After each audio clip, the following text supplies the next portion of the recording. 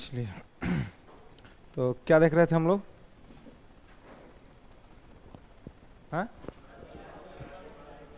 Article 161 देख लिए थे ना?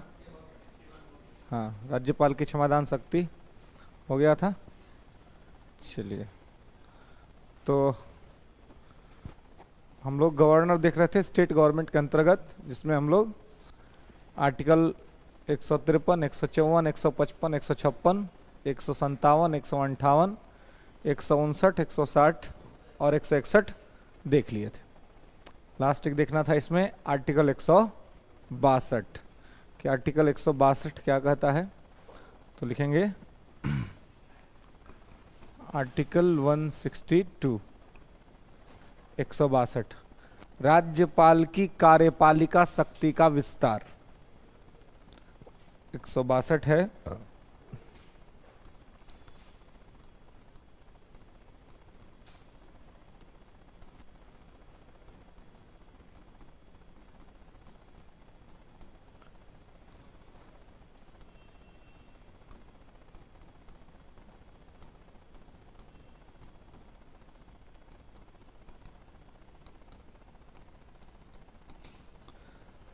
राज्यपाल की कार्यपालक शक्ति का विस्तार, ठीक है।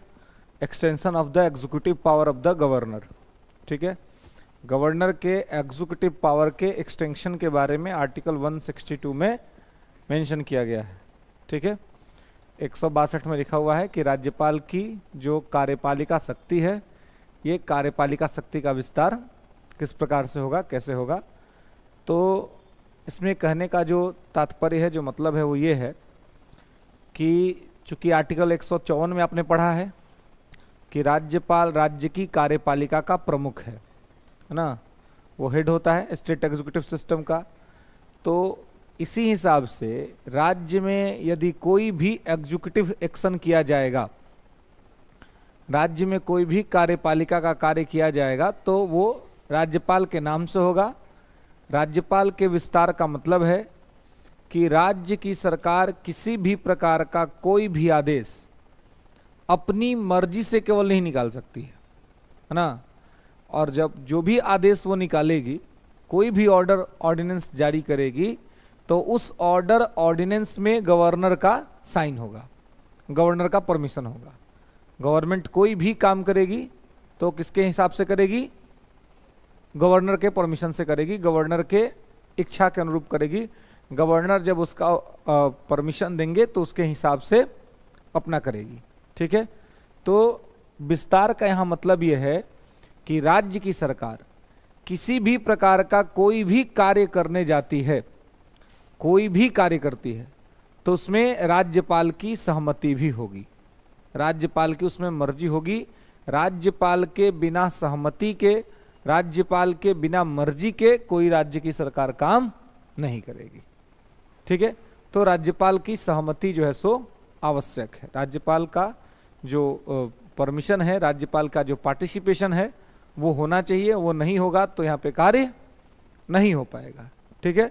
तो राज्यपाल के परमिशन के साथ ही होगा। इसके साथ ही राज्य में जो सरकार के को विभागों का जो बंटवारा होता है, तो सरकार के द्वारा विभाग के बंटवारे में भी राज्यपाल सहयोग करता है। हालांकि डिसाइड तो सरकार स्वयं ही करती है कि किसको कौन से डिपार्टमेंट्स देने हैं, है ना, लेकिन दिशा निर्देश उस संबंध में राज्यपाल के द्वारा ही जारी किया जाता है कि जल्दी से जल्दी, है ना, सरकार जो है वो अपना काम करना प्रारंभ करे।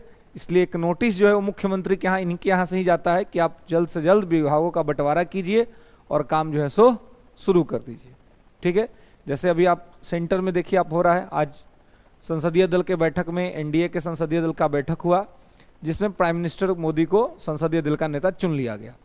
जो 293 सांसद हैं एनडीए के, उन्होंने अपना लीडर राष्ट्रपति को चुन लिया, प्राइम मिनिस्टर को चुन लिया। अब प्राइम मिनिस्टर उसी समर्थन पत्र को राष्ट्रपति के सामने रखेंगे कि भाई हमारे पास बहुमत है, 272 का जो आंकड़ा है वो हम अकेले भले नहीं पार कर पाए, लेकिन हमारे जो गठबंधन है वो गठबंधन के दलों से मिलकर के पार किया और उन्होंने हमें अपना नेता चुना है, ठीक है। तो इस प्रकार से ये अपना पास हो गया। अब ये जिस तरह से अपना पास किए हैं, और अब 9 जून को कहा जा रहा है कि शाम 6 बजे प्राइम मिनिस्टर शपथ ले लेंगे, है ना, अपनी तीसरी पारी की शुरुआत करेंगे। और भारत के ये दूसरे ऐसे प्रधानमंत्री होंगे जो लगातार तीसरी बार शपथ लेंगे, मतलब प्राइम मिनिस्टर पद के लिए चुने जाएंगे, है ना। ये इससे पहले नेहरू जी थे और नेहरू जी के बाद ये मोदी जी थे, हैं, है ना। बहुत प्रयास हुआ कि भाई ये रिकॉर्ड मेंटेन ना हो पाए, मतलब न टूट पाए या बराबर तक ना पहुंच पाए, लेकिन पहुंच ही गए, है ना। थोड़ा सीट कम जरूर हुआ लेकिन पहुंच गए, है ना। कि और जो आप देखेंगे कि इनके एलाइज के साथ इन्होंने इसको क्रॉस किया है। 240 सीट्स इनके अपने हैं, इनको 272 का आंकड़ा ये खुद पार नहीं कर पाए, लेकिन इनके एलाइज ने पार कर लिए। लेकिन ये पिछले 10 साल में इन्होंने ही सरकार चला करके ये मैसेज दिया कि बिना गठबंधन के भी सरकार चलाया जा सकता है। इससे पहले के जो सरकारें थीं वो गठबंधन की ही सरकारें थीं, है ना। और महत्वपूर्ण बात यह है कि जब अटल जी चुनाव हारे थे, जब कहा था कि अटल जी हार गए चुनाव, तो अटल जी चुनाव हारे थे और कहा था कि कांग्रेस चुनाव जीत गई, तो 2004 के चुनाव में कांग्रेस को 140 सीट आई थी, ओनली 140 सीट, और 140 सीट पर कहा गया कि कांग्रेस चुनाव जीत गई। 2024 में मोदी जी को 240 सीट आया है और कांग्रेस कह रही है कि मोदी जी चुनाव हार गए, है ना। तो ये समझने वाली बात है। ये हाँ, ये अब आप ये कह सकते हैं कि आशा के अनुरूप प्रदर्शन नहीं हुआ। अब कोई बहुत पढ़ने लिखने वाला विद्यार्थी है, उससे उम्मीद था कि वो टॉप करेगा, लेकिन टॉप होते होते बच गया, तो परिवार की उम्मीदें उससे अधिक थी, तो परिवार ये कह सकता है कि लगता है कि ध्यान नहीं दिया इस बार पढ़ाई में, ध्यान देता तो टॉपर बन जाता। पास तो कर ही गया एग्जाम, लेकिन टॉपर नहीं बन पाया। तो टॉपर नहीं बन पाया इसका मतलब फेल तो नहीं किया, है ना, एग्जाम तो पास कर गया। और अभी भी जितने विद्यार्थी हैं उन विद्यार्थी में एक्सीलेंट नंबर है, जो पार्टिसिपेंट स्टूडेंट हैं उसमें एक्सीलेंट नंबर है। कांग्रेस सेकंड पार्टी है जिसका 99 सीट है ना, सेकंड पार्टी है कांग्रेस जो 99 है, और थर्ड पे है सपा उत्तर प्रदेश को 37 सीटें हैं जिनकी, है ना। तो इस प्रकार से मतलब यह है। फिर 4 से 9 140 में ही यूपीए गठबंधन करके कांग्रेस ने सरकार चलाया था। 2009 का जब चुनाव हुआ तो यूपीए 2 मनमोहन सिंह फिर से प्राइम मिनिस्टर रिपीट हुए। मनमोहन सिंह जी का काम भी ठीक ठाक रहा था उस वर्ष, न्यूक्लियर डील हुआ था 2007 में। भारत आज एटॉमिक एनर्जी के क्षेत्र में अच्छा काम कर रहा है, तो credit goes to Manmohan Singh कि एक गठबंधन की सरकार में होते हुए भी उन्होंने न्यूक्लियर डील किया था। 1 2 3 1 2 3 परमाणु समझौता मनमोहन सिंह का किया हुआ था 2007 के अंदर में। तो और जीडीपी पे भी बहुत बढ़िया काम हुआ था मनमोहन सिंह के टाइम में। लेकिन 2009 में मनमोहन सिंह को अपने उस सारे काम के बाद भी सीट आई 206। यूपीए 2 में सीट था 206, उस समय भी 240 नहीं आया था, कांग्रेस को 206 सीटें आई। और फिर अपने एलाइज के साथ मिलकर के यूपीए 2 चला जो 9 से 14 चला, ठीक है। फिर 14 से 19, 19 से लेकर के आपको 24 तक के जो टाइम थे, मतलब 23 कंप्लीट, इसमें गठबंधन की सरकार की आवश्यकता नहीं पड़ी, फुल मेजोरिटी था। 24 में यही उम्मीद था कि फिर हमें मेजोरिटी आ जाएगी, लेकिन मेजोरिटी नहीं आई है। 240 है, मेजोरिटी से 32 सीट दूर है ना। लेकिन इनके जो एलाइज हैं, प्री पोल अलायंस जो है, प्री पोल अलायंस ने अपना ये पार किया है। हालांकि इंडिपेंडेंट लोगों को ऐड कर लिया गया और 303 का आंकड़ा एनडीए पहुंच गई है, 303 पे है। और इसलिए धूमधाम से मोदी जी शपथ ले रहे हैं, कोई खास दिक्कत और समस्या नहीं हो रही है। हाँ, समस्या अब होगी संसद भवन में, जब सेशन शुरू होगा संसद का, तब इस बार विपक्ष, मजबूत विपक्ष का सामना करेंगे मोदी जी, है ना, क्योंकि विपक्ष दोनों तरफ सीट बढ़ा रहेगा। अब जो सवाल जवाब होगा, है ना, वो मजेदार होगा। अब संसद के जो कार्यक्रम होंगे वो देखने में आनंद आएगा कि किस प्रकार से विपक्ष सवाल के घेरे में सरकार को घेरता है और सरकार किस तरह से अपना जवाबों को रखती है, और सरकार किस तरीके से काम करती है अपने एलाइज के साथ, अपने गठबंधन के साथ। क्योंकि गठबंधन में काम करने का अनुभव मोदी जी का रहा नहीं है आज तक, है ना। तो ये पहली दफ़ा होगा जब वो गठबंधन के साथ काम करेंगे। हालांकि गठबंधन के साथियों ने तो आज बहुत उनके सम्मान में कसीदे कढ़े हैं। अभी मैं वही सब कार्यक्रम सब देख रहा था कि क्या क्या लोग बोल रहे हैं। नीतीश जी ने आज फिर पैर छू लिया, अब ये फिर आज मीम्स बनेंगे, एक बार और छुए थे रैली में तो पूरे मीम्स बन गए थे। ऐसा लग रहा है कि नीतीश जी शायद खुद को जस्टिफाई कर रहे हैं और विश्वास दिलाना चाहते हैं कि भाई ये जो फालतू के जो न्यूज चल रहे हैं ना कि मैं चला जाऊंगा, तो विश्वास कीजिए मैं नहीं जाऊंगा इस दफ़ा, है ना। इस दफ़ा मेरी जाने का कोई प्लान नहीं है, तो किसी तरह से आप विश्वास कर लीजिए।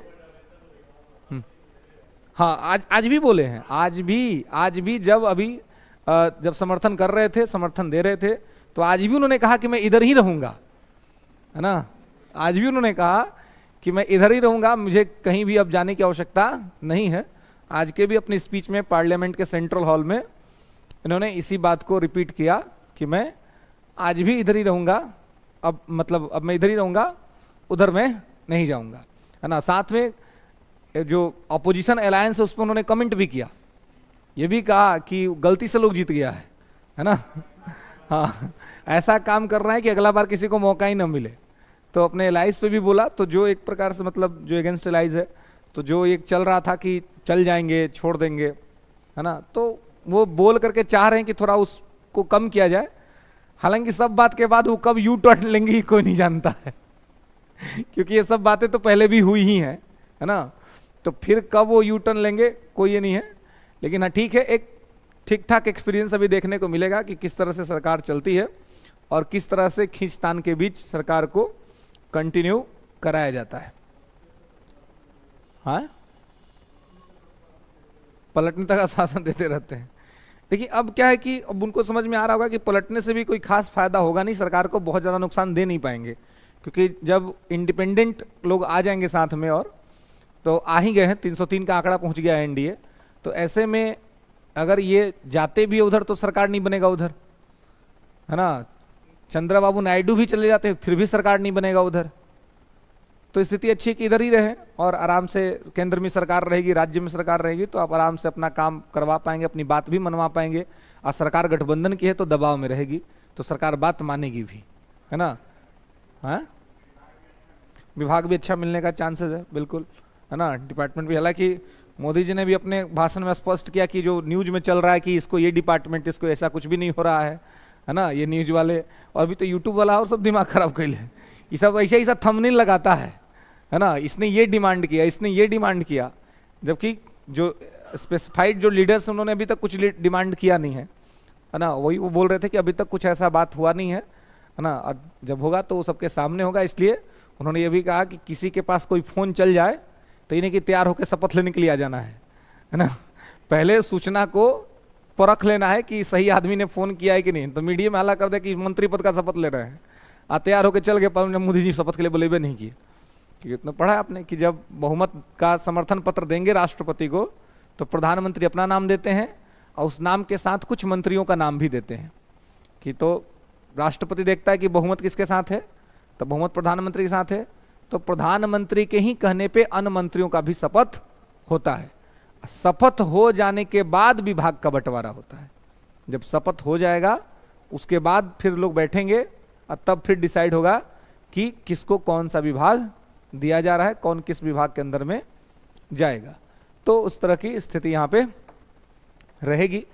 तो राज्यपाल की भी भूमिका राज्य में सेम ऐसी ही होती है जैसे वहाँ पे राष्ट्रपति की होती है कि जब कोई नया सरकार बनेगा तो उस सरकार के बनने से के बाद सरकार में विभागों का बंटवारा कराना, नियत समय पर सरकार को कार्य करने के लिए तैयार करवा देना, ये सारा काम राज्यपाल अपने माध्यम से कराता है, अपने माध्यम से इसको पूरा कराने का काम करता है।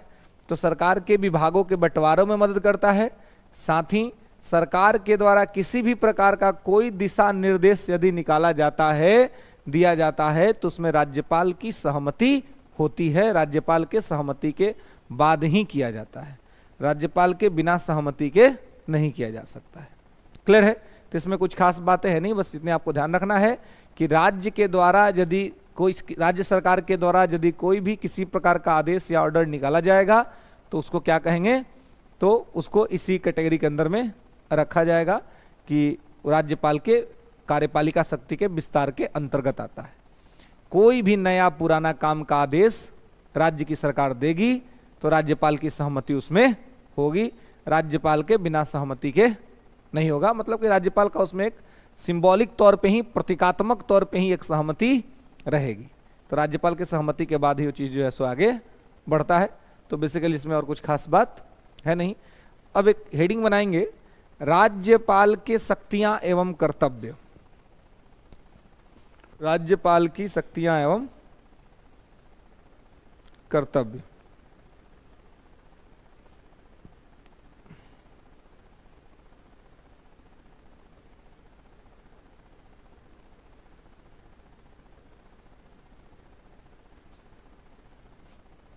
राज्यपाल की शक्तियां एवं कर्तव्य। अब देखेंगे कि राज्यपाल के जो है वो तमाम शक्तियां होती हैं, ठीक है। और जैसे राष्ट्रपति का आपने वहां पे देखा था, वैसे इनके पास भी होता है। लिखेंगे कार्यपालिका शक्ति, एग्जीक्यूटिव पावर,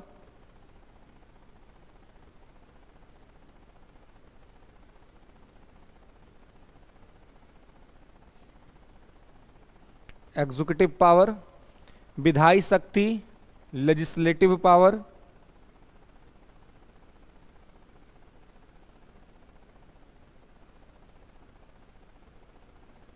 लेजिस्लेटिव पावर, वित्तीय शक्ति, फाइनेंशियल पावर,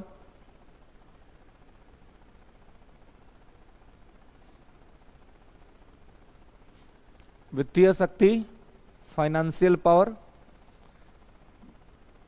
न्यायिक शक्ति, जुडिशियल पावर,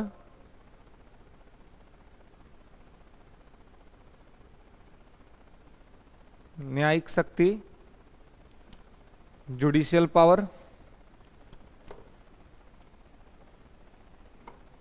पार्डनिंग पावर, क्षमादान शक्ति,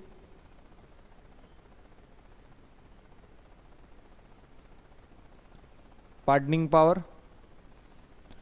ओके, तो ये सब कुछ प्रमुख शक्तियां राज्यपाल के पास भी होता है। राष्ट्रपति के पास कुछ ज्यादा होता है, क्योंकि राष्ट्रपति जो है वो पूरे देश के स्तर पे है, एक्सटर्नल चीज़ों को भी रिप्रेजेंट करते हैं, इसलिए इनसे थोड़ा ज़्यादा होता है। लेकिन लगभग राष्ट्रपति को जो पावर्स होते हैं वही चीज़ राज्य में राज्यपाल के पास भी होता है, ठीक है। तो कार्यपालिका शक्ति लिखेंगे, कार्यपालिका शक्ति क्या होता है।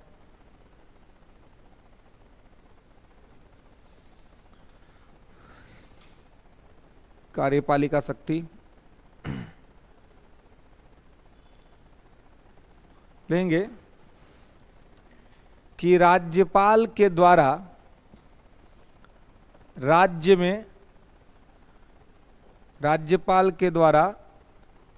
में सभी प्रकार की नियुक्तियां की जाती हैं। All the appointments in states,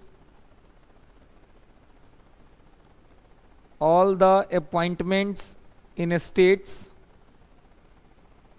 by the governor of the state,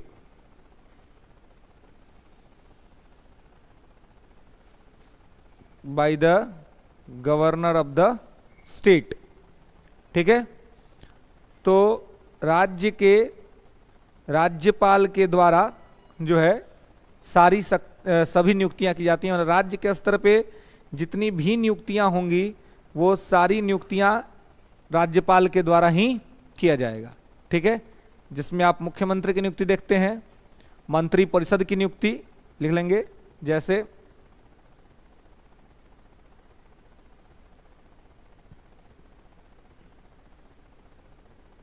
मुख्यमंत्री की नियुक्ति, chief minister appointment, council of ministers appointment, मंत्री परिषद की नियुक्ति,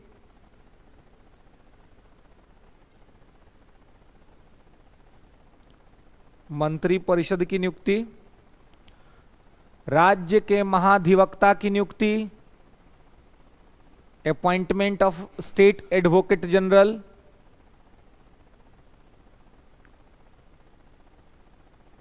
appointment of state advocate generals, ठीक है। राज्य के महाधिवक्ता की नियुक्ति, राज्य लोक सेवा आयोग के अध्यक्ष एवं सदस्यों की नियुक्ति, राज्य लोक सेवा आयोग के अध्यक्ष एवं सदस्यों की नियुक्ति, appointment of chairman and members of state public service commission, state public service commission,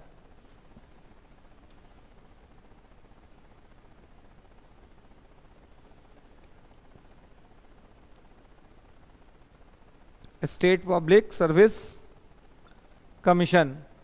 ठीक है, तो वो जो स्टेट पब्लिक सर्विस कमीशन के लोग होते हैं,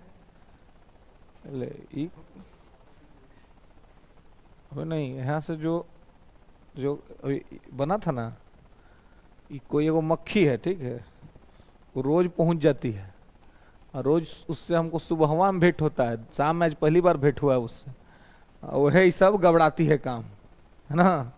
वही बैठ जाएगी सीधे इधर कहीं और सीधे मैटर को गायब कर देती है। ठीक है, अपना पूरा कलाकृति बना के गायब देती है। अभी आएगी कहीं, देखिए अभी शाम में पूछने लगी, अभी आएगी कहीं से, है ना। एक दिन दोपहर वाले क्लास में बड़ी तंग की थी, पूरा एकदम उसको कितना भगाया जा रहा था, भागी नहीं रही थी, है ना। वो एकदम पूरा बोर्डे पर वो घूम रही थी। अब यहाँ ठंडा है, थोड़ा एसी उसी आता है तो तुरंत अपना इधर के माहौल में वो रहना चाहती है, वो कहीं ना कहीं होगी, अभी गायब हुई है। खैर, तो राज्य के महाधिवक्ता की नियुक्ति, राज्य लोक सेवा आयोग के अध्यक्ष की नियुक्ति, राज्य लोक सेवा आयोग के सदस्यों की नियुक्ति, इन सभी लोगों की नियुक्ति करता है। राज्य के विश्वविद्यालयों के उपकुलपतियों की नियुक्ति, राज्य के विश्वविद्यालयों के उपकुलपतियों की नियुक्ति, appointment of state universities, state university, appointment of state universities VC, vice chancellor. ठीक है, तो उपकुलपतियों की नियुक्ति। तो राज्य में जितने सारे अपॉइंटमेंट होते हैं इस तरह के, ये सारे अपॉइंटमेंट राज्यपाल के द्वारा ही किए जाते हैं, क्योंकि कार्यपालिका का पावर है उसके पास, है ना। हेड ऑफ द स्टेट है, मतलब प्रोविंस के अंदर में, तो उसके पास पावर से, और उन्हीं पावर के अंतर्गत वो अपने कार्यपालिका शक्ति का प्रयोग करके इनकी नियुक्तियां करता है। ठीक है, नेक्स्ट आगे लिखेंगे विधायी शक्ति, लेजिस्लेटिव पावर, विधायी शक्ति।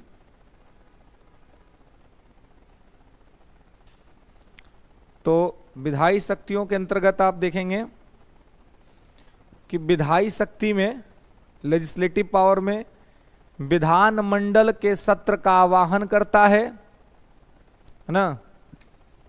विधायी शक्ति में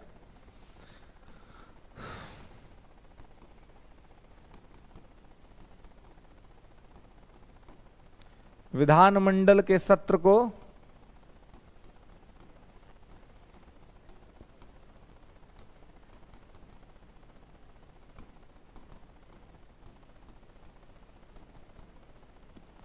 का आवाहन करता है ना, आवाहन करेगा, इसको आहूत भी बोलते हैं। सत्रावसान करेगा या सत्रावसान की घोषणा करता है, आवाहन करता है, सत्रावसान की घोषणा करता है, और विधानसभा के विघटन का भी घोषणा करता है, और विधानसभा के विघटन का भी घोषणा करता है। Governor have power to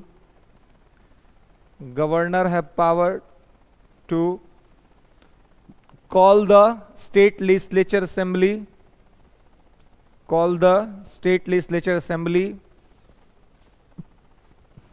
and adjourn the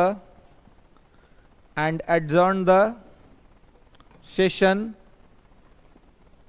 and also have power to dissolve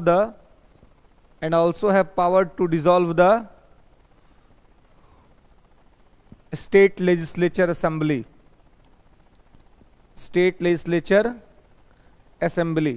ठीक है। तो राज्य का जो विधानसभा है उसको भंग भी कौन कर सकता है, विघटन कौन कर सकता है, राज्यपाल। सत्र को बुलाएगा कौन, राज्यपाल। सत्रावसान की घोषणा कौन करेगा, राज्यपाल। जैसे कि 3 सत्र आपको केंद्र में होते हैं, budget session, monsoon session, winter session, वैसे 3 सेशन राज्यों में भी होते हैं। तो इन सभी सेशन को बुलाने का काम राज्यपाल ही करता है, ठीक है। मुख्यमंत्री के सिफारिश पर मुख्यमंत्री कहता है कि आप बुला दीजिए, तो राज्यपाल आवाहन कर देता है, बुला देता है। फिर जब खत्म करना होता है तो फिर राज्यपाल के यहाँ से ही चिट्ठी आती है कि सत्र अब खत्म हो रहा है। फिर इसी बीच यदि मुख्यमंत्री कभी ये कह दें कि हम चाहते हैं कि विधानसभा का विघटन कर दिया जाए, जैसे कि अभी ये चर्चा चल रही है राजनीतिक गलियारों में कि बिहार में ये चल रहा है कि विधानसभा को भंग करके चुनाव करा दिया जाए, है ना। जबकि चुनाव होना है अगले साल अक्टूबर तक चुनाव होना है, लेकिन ये चर्चाएं चल रही हैं। अभी कितना सत्य होगा ये भविष्य के गर्भ में है। लेकिन अगर ऐसा कुछ करना होगा तो संवैधानिक प्रक्रिया यही है कि मुख्यमंत्री को जाकर के राज्यपाल से इस बात की सिफारिश करनी होगी कि सर हम चाहते हैं कि आप विधानसभा को भंग कर दीजिए और इलेक्शन कमीशन ऑफ इंडिया को जल्द से जल्द आदेश दीजिए कि वो चुनाव करा दे, है ना। तो ये चाहे तो ऐसा कर सकते हैं, बीच में ही ऐसा कर सकते हैं। तो एक तो स्थिति ऐसी है कि ये मुख्यमंत्री स्वयं कहेगा कि विघटन कर दीजिए, तो विघटन हो जाएगा। दूसरी स्थिति ये है कि यदि सरकार चल रही है, लेकिन जो सरकार चल रही है उस सरकार के पास बहुमत नहीं है, मेजोरिटी नहीं है ना। जैसे कि बिहार में जो सरकार चल रही है, तो सरकार चलाने के लिए बहुमत का आंकड़ा क्या है बिहार में,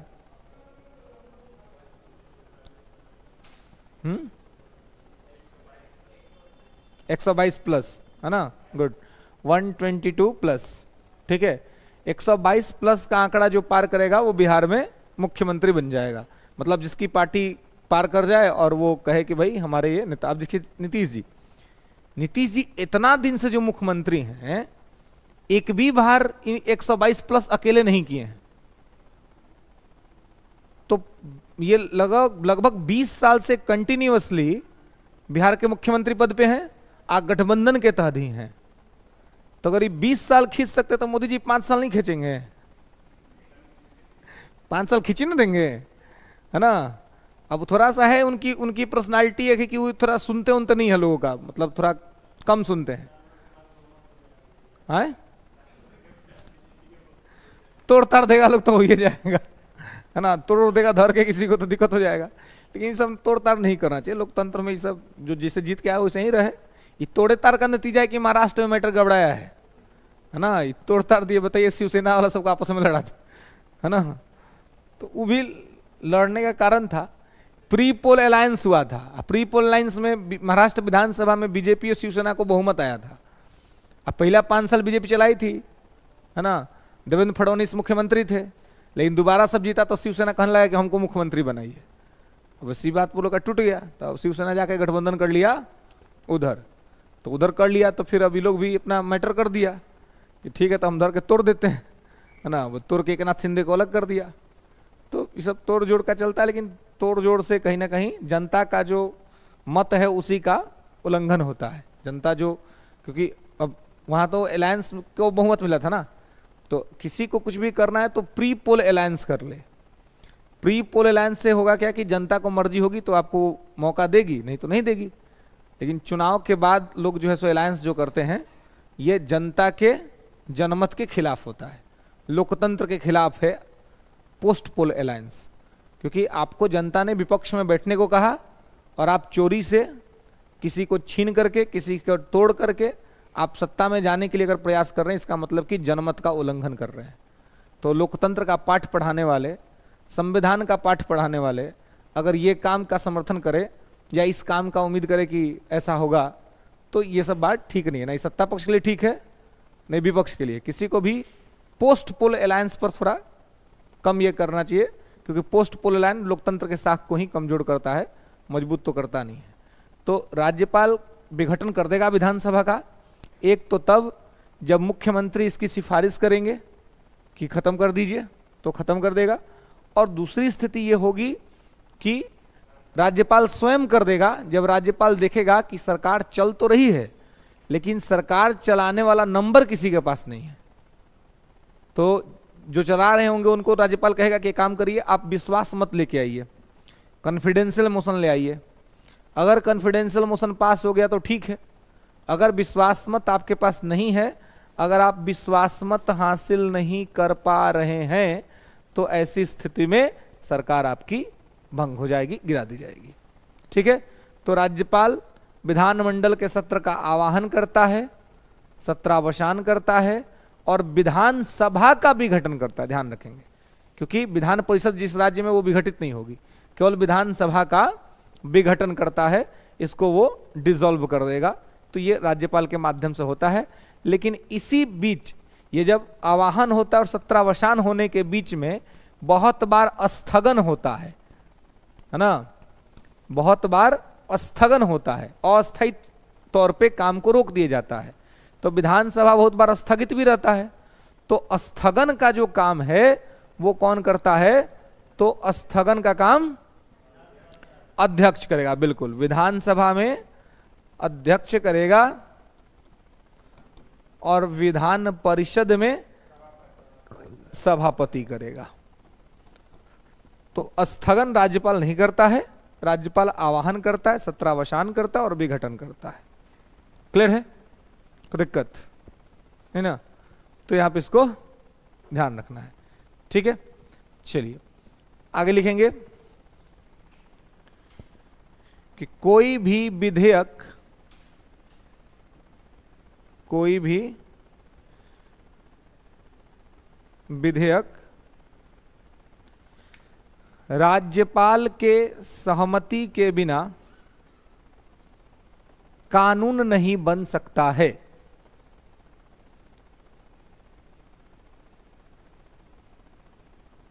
Any bill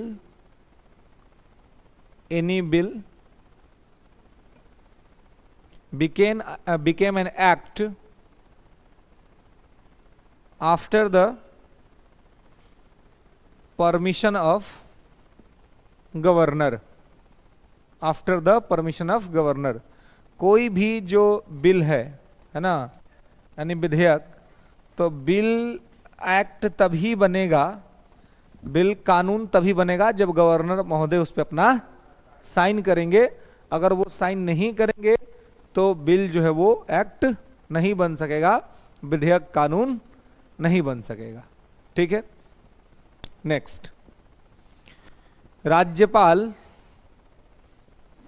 विधान परिषद में, राज्यपाल विधान परिषद में 1/6 सदस्यों को मनोनीत करते हैं। Governor nominated 1/6 members, governor nominated 1/6 member in state legislative council, in state legislative council। राज्य विधान परिषद में राज्यपाल जो है वो 1/6 सदस्यों को क्या करेगा? मनोनीत करेगा, है ना? क्या करेगा? मनोनीत करेगा, नॉमिनेट करेगा। ठीक है, तो मनोनीत करने का काम जो है ये 1/6 मेंबर का कौन करेगा? राज्यपाल करेगा। डिफरेंट एरियाज लिख लेंगे, किन किन क्षेत्रों से, तो किन किन क्षेत्रों से करेगा?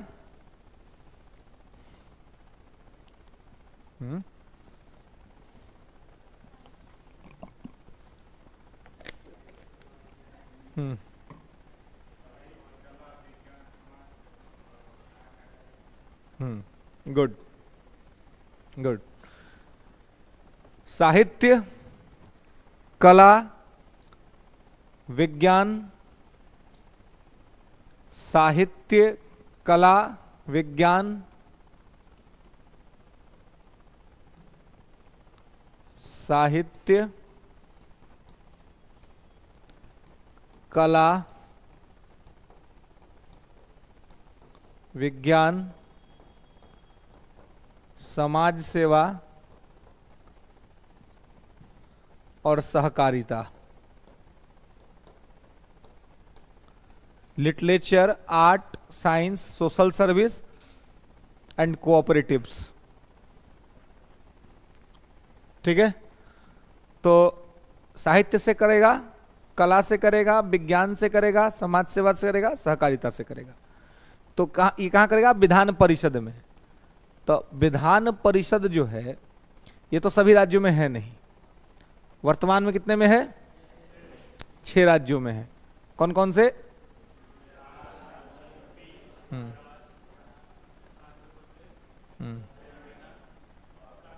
और कर्नाटक। ठीक है, तो यहाँ पे ध्यान रखना है कि एक अपना बिहार यूपी हो गया, उधर कर्नाटक और महाराष्ट्र, आंध्र प्रदेश और तेलंगाना। तो 4 उधर दक्षिण भारत में, आज 2 हो गया आपका उत्तर पूर्वी भारत में। ठीक है, तो यहाँ पर ये 6 के पास है। पहले 7 हुआ करता था क्योंकि कश्मीर था, लेकिन कश्मीर से राज्य का दर्जा ही छिन गया तो वो मैटर ही खत्म हो गया। तो वर्तमान में बस 6 ही है।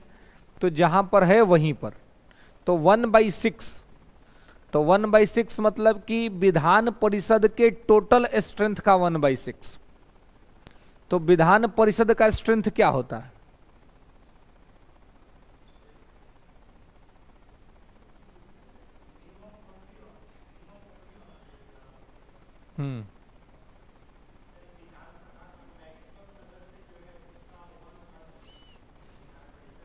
हाँ, विधानसभा के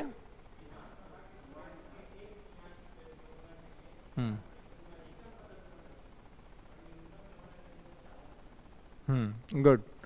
विधानसभा के टोटल स्ट्रेंथ का 1/3 स्ट्रेंथ होगा विधान परिषद का।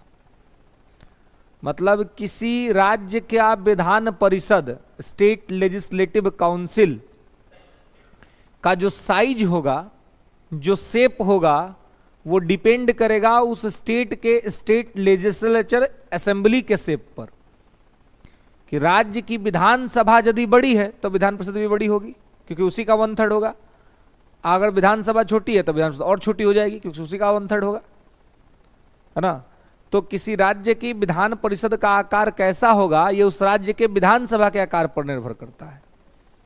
ठीक है, तो ये मतलब मैक्सिमम नंबर होता है। अब जैसे बिहार में 243 विधायक हैं, एमएलए टोटल होते हैं 243, यानी कि बिहार विधानसभा का जो साइज है वो 243 का साइज है। तो 243 का 1/3 निकालिएगा तो कितना हो जाएगा? 75 हो जाएगा। 81 ये मैक्सिमम नंबर है कि मैक्सिमम हो सकता है, लेकिन बिहार में इतना है नहीं। अभी बिहार में इतना नहीं है, बिहार में भी 75 है। तो 75 है, तो अगर बिहार के हिसाब से चले तो 1/6, तो लगभग 12 से 13 लोग जो हैं वो राज्यपाल मनोनीत कर सकता है। कभी 12 कर देता है, कभी 13 कर देता है बिहार में। ठीक है, विधान परिषद में, है ना। अब ऐसे यूपी में भी है। तो यूपी की विधानसभा तो सबसे बड़ी विधानसभा है, 403 सीटों वाली विधानसभा है। तो अब उसका 1/3 कैलकुलेट करेंगे तो कितना हो जाएगा? वो तो एकदम सीधा है, 400 है, 400 का 1/3।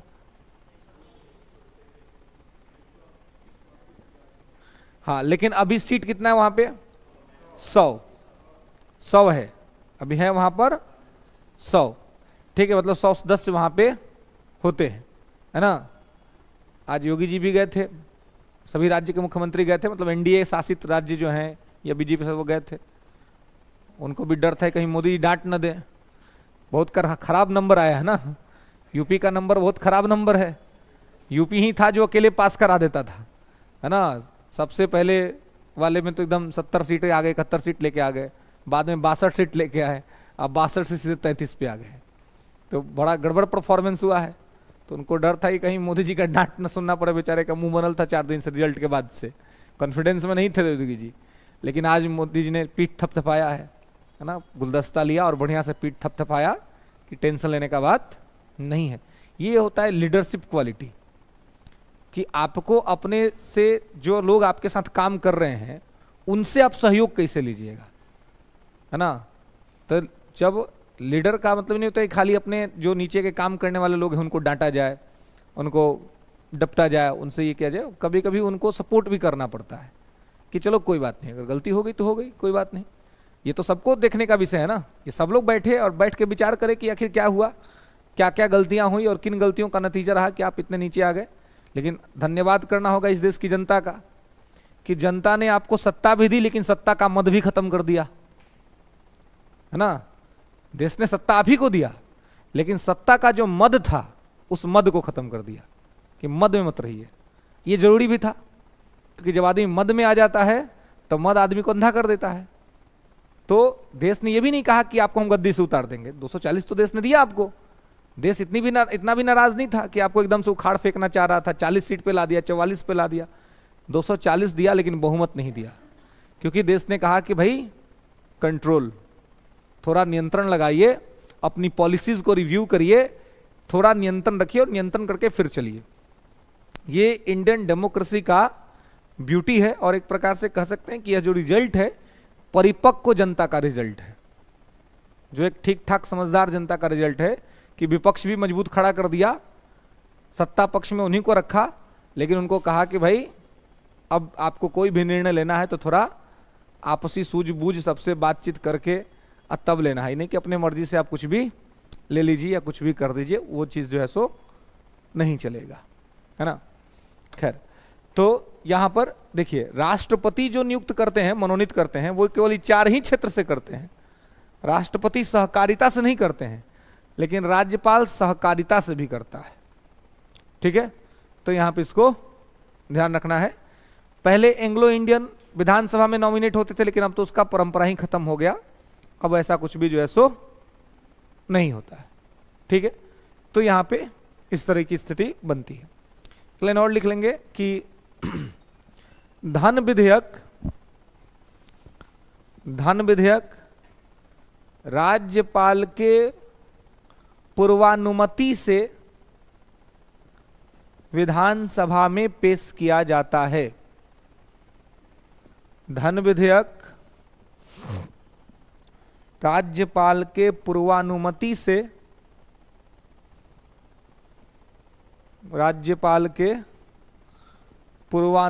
से विधानसभा में पेश किया जाता है, ठीक है। तो मनी बिल प्रपोज्ड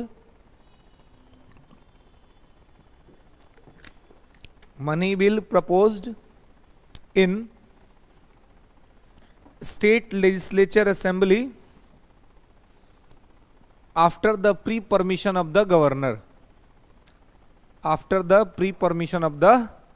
गवर्नर, राज्यपाल के पूर्वानुमति से धन विधेयक को विधानसभा में पेश किया जाता है। वही पूर्वानुमति वाला विधेयक जब देखते हैं राज्यपाल तो उनको समझ में ये विधानसभा अध्यक्ष तो उनको समझ में आ जाता है कि ये धन विधेयक है, तो उसको वो परमिशन दे देते हैं मनी बिल के तौर पर कि ये हो गया मनी बिल। तो मनी बिल के साथ कुछ विशेष प्रावधान होते हैं, तो उसी विशेष प्रावधान के साथ वो पास हो जाता है, उसमें विधान परिषद की कोई खास भूमिका नहीं होती है। तो यहाँ पर ये सब काम जो है राज्यपाल करते हैं अपने विधायी शक्ति के अंतर्गत, ठीक है। आगे आएंगे फाइनेंशियल पावर, वित्तीय शक्ति।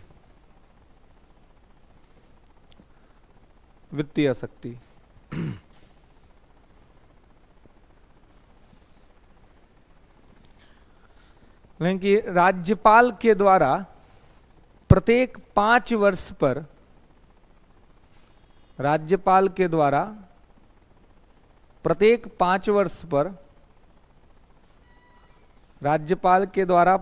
5 वर्ष पर राज्य वित्त आयोग का गठन किया जाता है। स्टेट फाइनेंस कमीशन, राज्य वित्त आयोग का गठन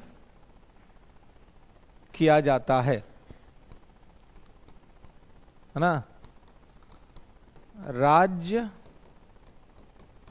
वित्त आयोग, स्टेट फाइनेंस कमीशन, प्रत्येक 5 वर्ष पर राज्य वित्त आयोग का गठन किया जाता है। राज्यपाल के द्वारा प्रत्येक 5 वर्ष पर राज्य वित्त आयोग का गठन किया जाता है, स्टेट फाइनेंस कमीशन का गठन किया जाता है। ठीक है, एवरी 5 ईयर्स। तो ये राज्यपाल ही करता है।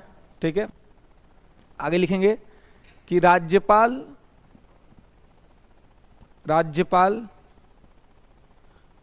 के अनुमति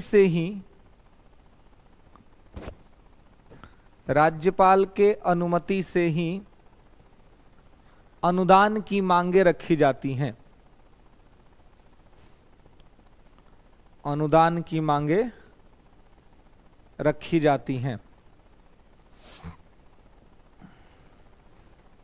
ठीक है, grant demand proposed after the permission of the governor.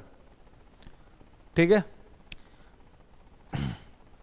अच्छा, एक होता है ये अनुदान ग्रांट और एक होता है सब्सिडी, है ना। सब्सिडी सुनते हैं आप लोग। तो ये ग्रांट और सब्सिडी में क्या अंतर होता है? अनुदान, सब्सिडी को हिंदी में क्या कहते हैं जी?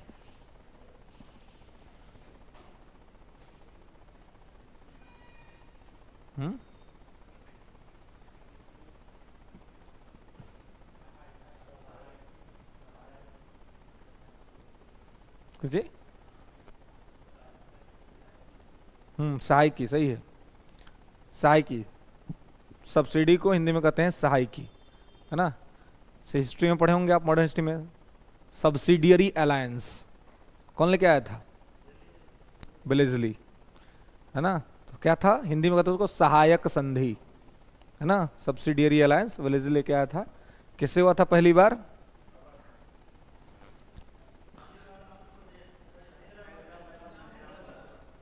गुड, पहली बार हैदराबाद के साथ 1798 में। अवध के साथ हुआ था 1803 में, है ना। वही था कि टीपू सुल्तान ने कहा कि भाई हम तो नहीं करेंगे चाहे जो हो जाए, ना। इसलिए तृतीय आंग्ल मैसूर युद्ध में सब उसको मिलकर मार दिया, है ना। वही कहा कि 100 दिन गीदड़ों की तरह जीने से अच्छा कि एक दिन शेर की तरह जिया जाए, है ना। ये सब कहा था कि भाई आ जाओ हमारे साथ मिल लो, सब्सिडरी अलायंस कर लो, हमारा ख्याल रखना, हम तुम्हारा ख्याल रखेंगे। वो बोला कि नहीं, तुम अपना ख्याल रखो, अपना ख्याल रख लेंगे। वो वही पहला ऐसा शासक था जिसने इंडिया में अंग्रेजों को एक मजबूत प्रतिद्वंदी के तौर पे स्वीकार किया, और उनका उपाय अच्छा किया वो फ्रांस का सहयोग लेके, है ना। फ्रांस का सब सहयोग उसको मिलता था। उसने फ्रांस में फ्रांस के सहयोग से, और फ्रांस का जो 1789 का जो फ्रेंच रिवॉल्यूशन था, उसके बाद जो जैकोबिन क्लब बना था, तो उसी जैकोबिन क्लब के नाम पे उसने इंडिया के अंदर में जैकोबिन ट्री लगवाया था, और उसके वो इम्पैक्ट में था। इसलिए अंग्रेज सबका और बड़ा दुश्मन था, क्योंकि अंग्रेज सबको लगता था कि कहीं अगर इसके माध्यम से फ्रांस इंडिया में अच्छा से अगर एडजस्ट हो गया तब तो पूरा मैटर ही गड़बड़ हो जाएगा, है ना। है नेपोलियन उस समय कहाँ पिक पे था? नेपोलियन पिक पर आया जब ये मर गया। नेपोलियन था स्पेन में, सेनापति बनकर लड़ रहा था। 1799 में नेपोलियन आया फ्रांस, 1799 में, और 1799 से 1815 का जो फेज है वो उसका पिक का फेज है। 1804 में उसको गद्दी मिला फ्रांस का, तब तक इनका कहानी वानी सब खत्म था, मैटर इनका खत्म था। वो आया, उसका नेपोलियन का मित्र था ऑस्ट्रिया का चांसलर मेटरनिक। मेटरनिक उसका गुड फ्रेंड हुआ करता था। उसने पूछा कि भाई ये हमेशा मारकाट क्यों करते हो तुम, ठहर जाओ, थोड़ा रिलैक्स करो। उसने कहा कि जब मैं फ्रांस आया स्पेन से, तो फ्रांस का राज मुकुट मुझे धरती पे गिरा हुआ मिला, और मैंने तलवार के नोक के बल पर उसे उठा करके अपने सर पे धारण कर लिया। अब ये फ्रांस का राजमुकुट मेरे सर पे तभी तक रहेगा जब तक मेरे तलवार में धार होगा। जिस दिन मेरे तलवार में अगर धार खत्म हुआ, फ्रांस का राजमुकुट मेरे सर से उतर जाएगा। और वही हुआ, 1815 का वियना कांग्रेस बुलाया गया। वियना कांग्रेस में सब संतुलित कर दिया नेपोलियन को और सेंट हेलेना के द्वीप में निष्कासित कर दिया। 1820 में वहीं पे उनकी मृत्यु हो गई। इस फेज में नेपोलियन ने बड़ा सारा काम किया था। ये आज का जो इटली आपको दिख रहा है, आज का जो जर्मनी दिख रहा है, उस समय कुछ था ही नहीं। इटली एक छोटा सा राज्य था, उसका नाम था सार्डिनिया पिडमोंट, और जर्मनी एक छोटा सा राज्य था, उसका नाम था प्रसा। लेकिन पूरे यूरोप पर कब्जा करने के चक्कर में इसने सबको मिला दिया एक साथ, अपने तलवार के बल पर सबको कंट्रोल किया। जब सबको मिलाया तो वहां के रहने वाले सब लोग को लगा यार कि हम लोग तो कल्चरली एक ही हैं, तो हम लोग अलग अलग रह क्यों रहे हैं। तब ये प्रसा के लोगों ने कहा कि भाई हमें यूनाइट होना चाहिए। फिर इटली के लोगों को लगा कि हमें यूनाइट होना चाहिए। सार्डिनिया पिडमोंट के राज्य, गरीबाल्डी, काबुर, ये सारे लोग उधर लगा, इधर बिस्मार्क। तो ये सोच कि हम एक हो सकते हैं, ये सोच डालने का काम किया था नेपोलियन ने। लेकिन नेपोलियन तो पहले मर गया, यूनिफिकेशन बहुत बाद में हुआ। 1870 में इटली यूनाइट हुआ, 1872 में जर्मनी यूनाइट हुआ। तो लेकिन उसका बेस जो था, उसका जो सीड था, वो नेपोलियन ने डाला था। और वर्ल्ड हिस्ट्री के में एक स्टेटमेंट चलता है कि क्रीमिया के कीचड़ में इटली नामक कमल खिला था। क्रीमिया में कीचड़ लगा था और उसी कीचड़ में इटली नाम का कमल खिला था। तो क्रीमिया एक युद्ध हुआ था, क्रीमिया वॉर 1853 में हुआ था। उस क्रीमिया वॉर जो हुआ था वो हुआ था किसके बीच? तो वो हुआ था रसिया और टर्की के बीच। ये दो लोग लड़ते थे। और रसिया का, रूस का शासक होता था, उसको कहते थे जार। तो रूस का जार कहता था कि टर्की जो है वो यूरोप का मरीज है, तो यूरोप के मरीज को मार देते हैं और मार के आपस में बांट के खा लेते हैं, ये कहता था रूस का जार। लेकिन ब्रिटेन कहता था कि यूरोप के मरीज को हम वेंटिलेटर पर जिंदा रखेंगे, मरने नहीं देंगे। एक कह रहा है कि मार के बांट लेते, कह रहा है कि मरने नहीं देंगे। ब्रिटेन को पता था कि यदि रसिया को सिंबॉलिक तौर पे एशिया में आने से कोई रोक रहा है तो वो टर्की है। और टर्की जो है वो क्रीमिया वहीं पे था। तो सोचा कि भाई क्रीमिया में जो बैटल हुआ, क्रीमिया का वॉर, तो उस बैटल में ये जो सार्डिनिया पिडमोंट था, ये जाकर के ब्रिटेन के साथ खड़ा हो गया, केवल जाके खड़ा हो गया कि हम हैं आपके समर्थन में। कैसे? अभी जीतन मांझी हैं एनडीए में, एक सीट पे जीते हैं, लेकिन समर्थन में खड़ा है ना कि भाई हम हैं आपके साथ। बहुत सारे हैं, एक एक दो सीट जीत करके लोग खड़े हैं साथ में, लेकिन मेन वैल्यू किसका है? नीतीश जी का है कि नहीं? 12 सीट चंद्रबाबू नायडू का है, 16 सीट। ये लोग बड़े लोग, पावरफुल लोग हैं। तो बड़े पावरफुल लोग थे उस समय खड़ा ब्रिटेन के साथ, लेकिन ये भी वो जाके साइड में खड़ा हो गया। इसका खुद अपना कोई स्वतंत्र अस्तित्व नहीं था सार्डिनिया पिडमोंट का, लेकिन जाके खड़ा हो गया। क्यों? इसको पता था कि इसमें अगर हम खड़ा हो जाएंगे तो कम से कम नजर में आ जाएंगे ब्रिटेन के। फिर ब्रिटेन हमसे भी पूछेगा कि तुम्हें क्या चाहिए। मोदी जी पूछेंगे ना जीतन मांझी से कि आपको कौन सी मिनिस्ट्री चाहिए, कोई ना कोई तो मिलेगा, डेफिनेटली मिलेगा, नहीं मिले ऐसा हो ही नहीं सकता है। तो खड़ा होने में क्या बुराई है? जाके खड़ा हो गया। जब युद्ध खत्म हुआ तो ब्रिटेन जीत गया, टर्की को जिता दिया, रसिया हार गया क्रीमिया का बैटल। तब उसने पूछा कि भाई तुम्हें क्या चाहिए? उसने कहा कि हमारा यूनिफिकेशन करा दीजिए, हमारा एकीकरण करा दीजिए। ब्रिटेन ने कहा कि भाई चलो करा देते हैं। ब्रिटेन के सहयोग से उसका यूनिफिकेशन हो गया। बाद में वो इटली के नाम से, आज जो इटली बड़ा देश है, और इटली की प्राइम मिनिस्टर जो बड़ी चर्चा में रहती हैं, है ना, मेलोनी, है ना, तो जॉर्जिया मेलोनी है ना नाम। हाँ, तो मोदी जी की अच्छी फ्रेंड है ना, मोदी जी की गुड फ्रेंड है मेलोनी। तो वो सब सिचुएशंस जो है सो वहाँ पे बना। और उसने वही कहा कि वो, हाँ, क्रीमिया जो है, क्रीमिया के बगल में एक नदी है डैन्यूब नदी, वर्ल्ड ज्योग्राफी में आप देखेंगे डैन्यूब नदी है वहाँ पे। तो ब्रिटेन ने एक स्टेटमेंट दिया था कि यदि रसिया को हमने डैन्यूब नदी के तट पे नहीं रोका तो रसिया को हमें सिंधु नदी के तट पे रोकना पड़ेगा। तो सिंबॉलिक जो एक प्रकार से उसका एक मतलब रुकावट था वो टर्की था उसके लिए। उसने कहा कि टर्की को जीवित रखो, ये कहा था कि टर्की को खत्म कर दो। कहने का मतलब है कि जो वर्ल्ड पॉलिटिक्स है, जो विश्व इतिहास है, तो विश्व इतिहास की कहानी का तार इंडिया के हिस्ट्री से भी जुड़ता है, इंडिया का हिस्ट्री का तार वर्ल्ड हिस्ट्री से जुड़ता है। जब 1760 के वांडीवास के युद्ध में फ्रांस को हरा दिया ब्रिटेन ने यहां से और कहा कि इंडिया से तुम्हारा काम खत्म, तुम सीधे एक पौंडीचेरी के क्षेत्र में रहो, अपना काम करो, जियो खाओ, हमें डिस्टर्ब मत करो। फ्रांस भी समझ गया कि हमें तो इसने औकात में ला दिया, क्योंकि फ्रांस का जो गवर्नर था डुप्ले, बेहतरीन आदमी था।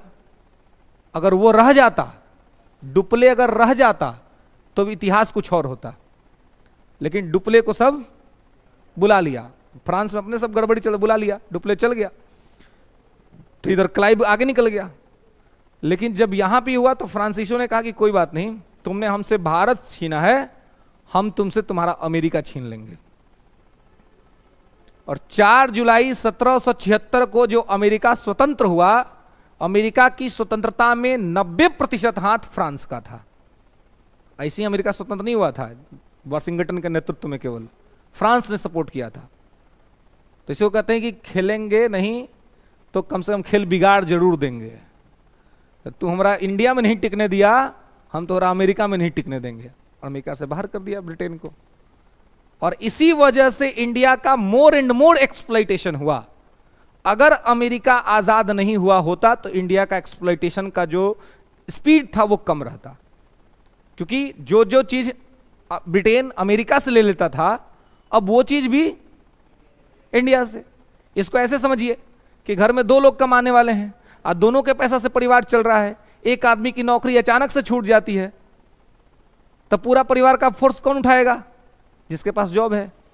तो एक कॉलोनी अमेरिका जैसा संपन्न कॉलोनी ब्रिटेन के हाथ से निकल गया। 1773 की रेगुलेटिंग एक्ट से इंडिया को कंट्रोल करने का काम शुरू किया। आज 1776 में अमेरिका हाथ से निकल गया, तो अमेरिका वाला भार भी कौन बर्दाश्त करेगा? India. More and more exploitation का कारण यही था। मतलब इंडिया की कहानी केवल इंडिया में नहीं है, इंडिया की कहानी वर्ल्ड में भी है, कि वर्ल्ड में क्या गतिविधियां चल रही थी, विश्व में ऐसा क्या हो रहा था कि भारत का एक्सप्लॉइटेशन हो रहा था, और भारत के लोग किस प्रकार से वहां से जुड़ रहे थे और जुड़ करके अपनी चीजों को कनेक्ट करने का प्रयास कर रहे थे। खैर, हम लोग विषयांतर हो गए थोड़ा। तो यहां तो यहां पे पैसा ही सबके ज्यादा ना लग जाएगा, नहीं समझते हैं? पैसा खर्च नहीं करना चाहता है सब। हम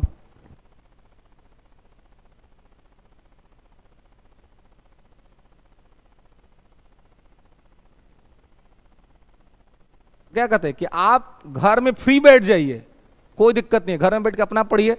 इससे सबसे बड़ा फायदा क्या होगा? आपका अपना नॉलेज बढ़ेगा, है कि नहीं? लेकिन फ्री में किसी को सर्विस मत दीजिए। कोई फोन करके बुलाए आओ मिलने, नहीं आ सकते। 1000 रुपया दोगे, आ रहे हैं अभी तुरंत। बुलाई भी नहीं करेगा, कॉलेज बुलाएगा? नहीं बुलाएगा। नहीं बुलाएगा तो हो सकता है कि उस समय थोड़ा आपको लॉस हो, लेकिन वो जो टाइम आपका बचेगा वो टाइम अपने आप पे ना खर्च करिएगा। आज जब वो टाइम खुद पे और खर्च कर दिया तो आप पहले से और ज्यादा बेहतर बन के निकलिएगा, और तब जब फिर मार्केट में जाइएगा तो पहले से और ज्यादा वैल्यू मिलेगा आपको। टाइम बड़ा इंपॉर्टेंट चीज होता है। टाइम फ्री में खर्च करिएगा, कोई उसका वैल्यू नहीं देगा। जितना ज्यादा अपने आप को इंपावर करिएगा, मैच्योर करिएगा, डिमांडिंग बनाइएगा, उतना ज्यादा आपको खुद पे टाइम देना पड़ेगा।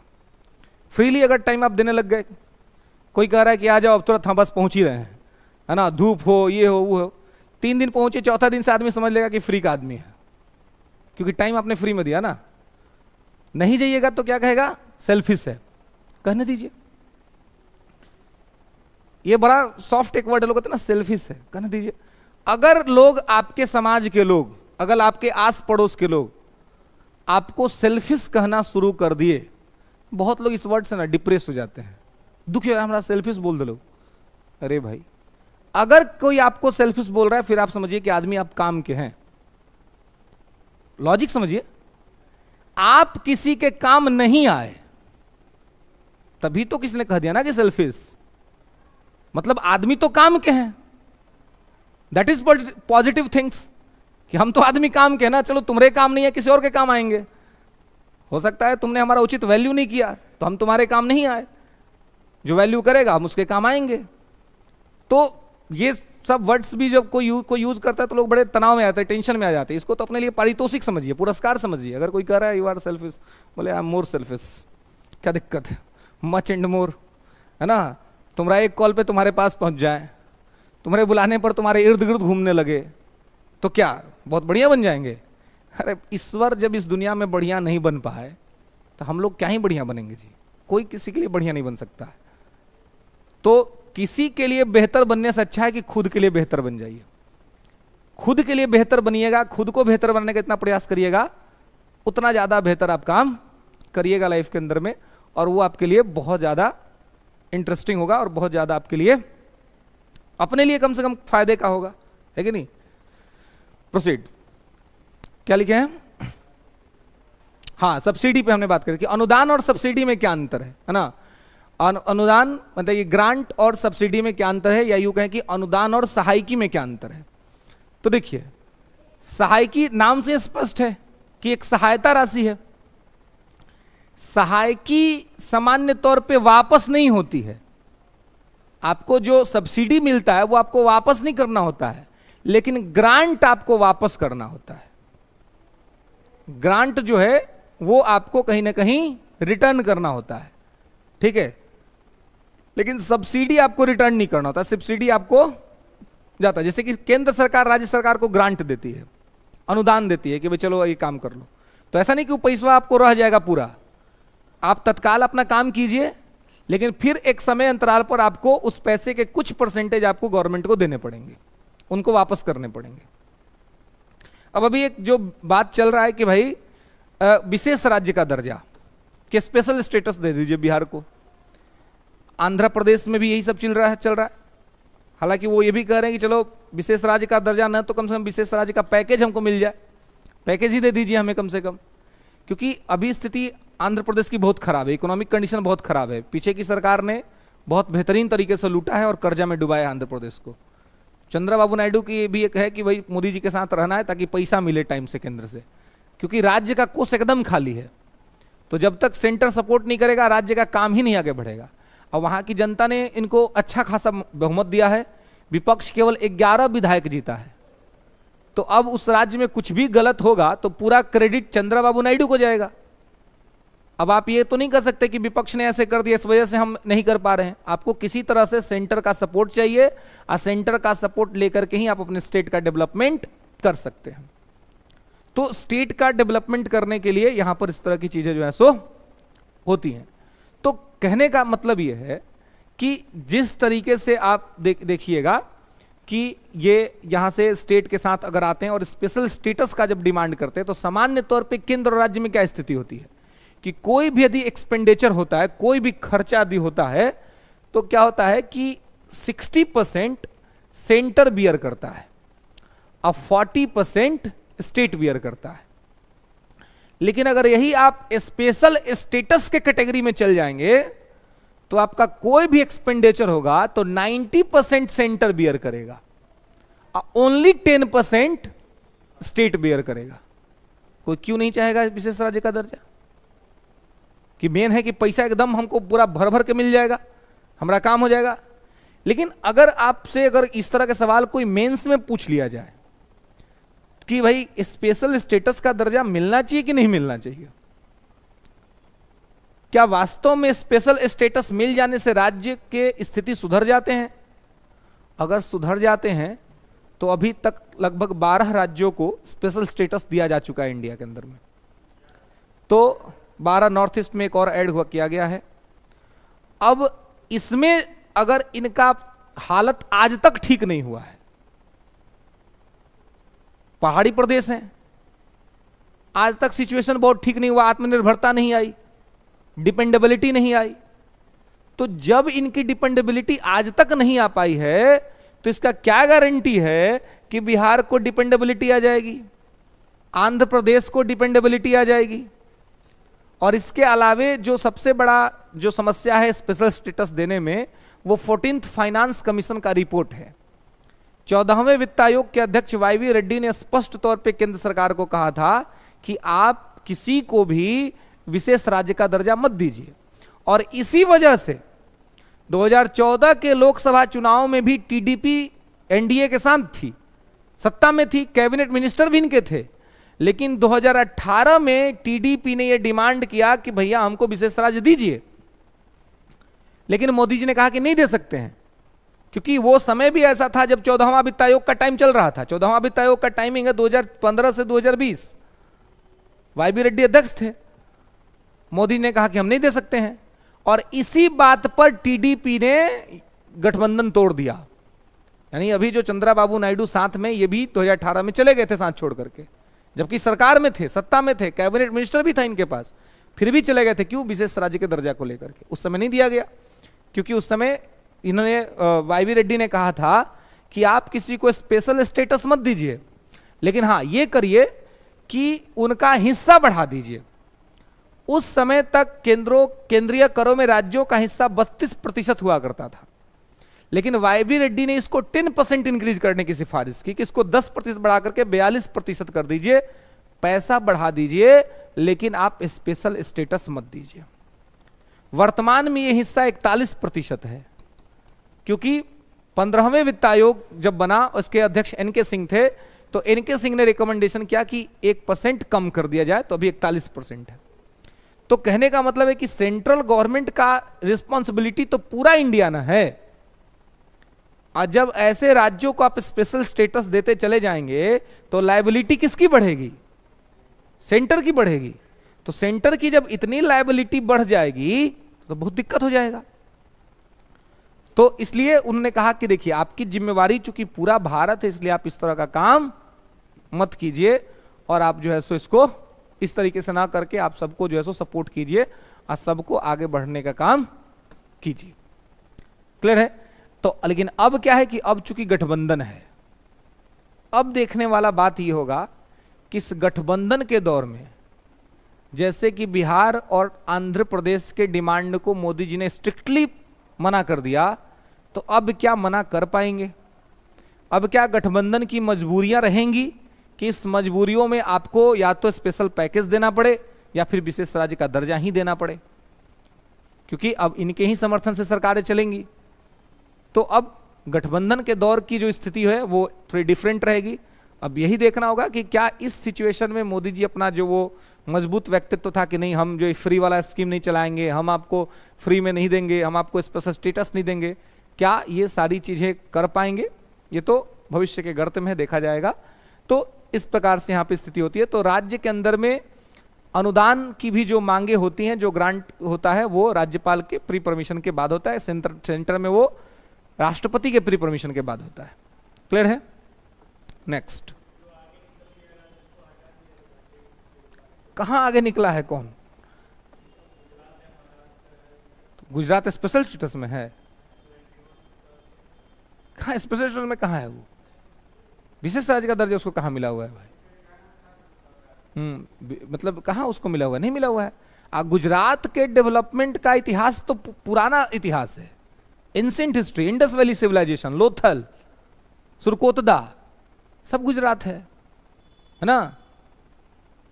धौलावीरा गुजरात है। इकोनॉमिक पावर तो गुजरात शुरू से रहा है, मोदी थोड़ी बना दिया उसको इकोनॉमिक पावर। उसका लोकेशन ऐसा है कि एक्सटर्नल ट्रेड उसके एंशिएंट हिस्ट्री से चले आ रहे हैं, प्राचीन काल से चला आ रहा है।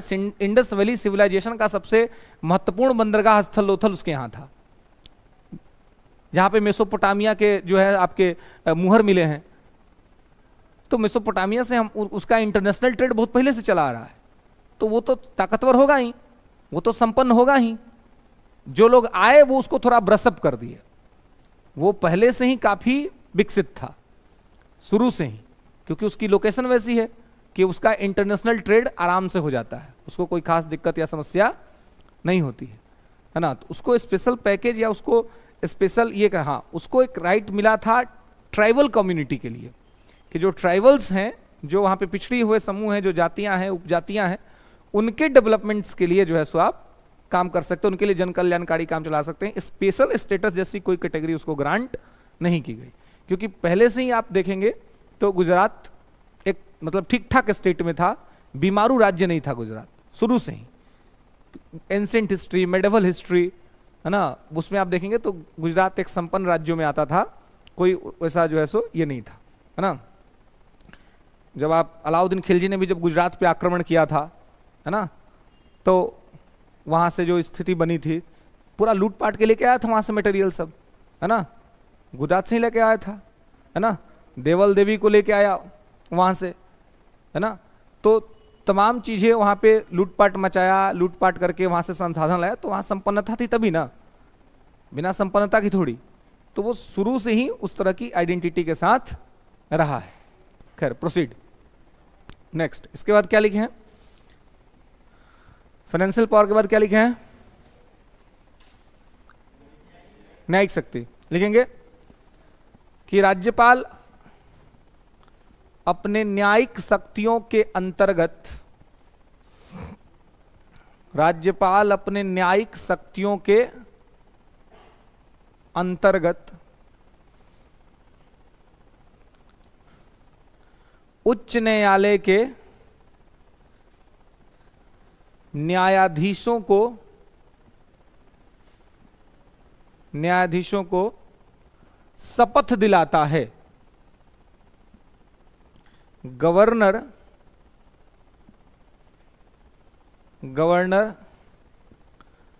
अंडर जुडिशियल पावर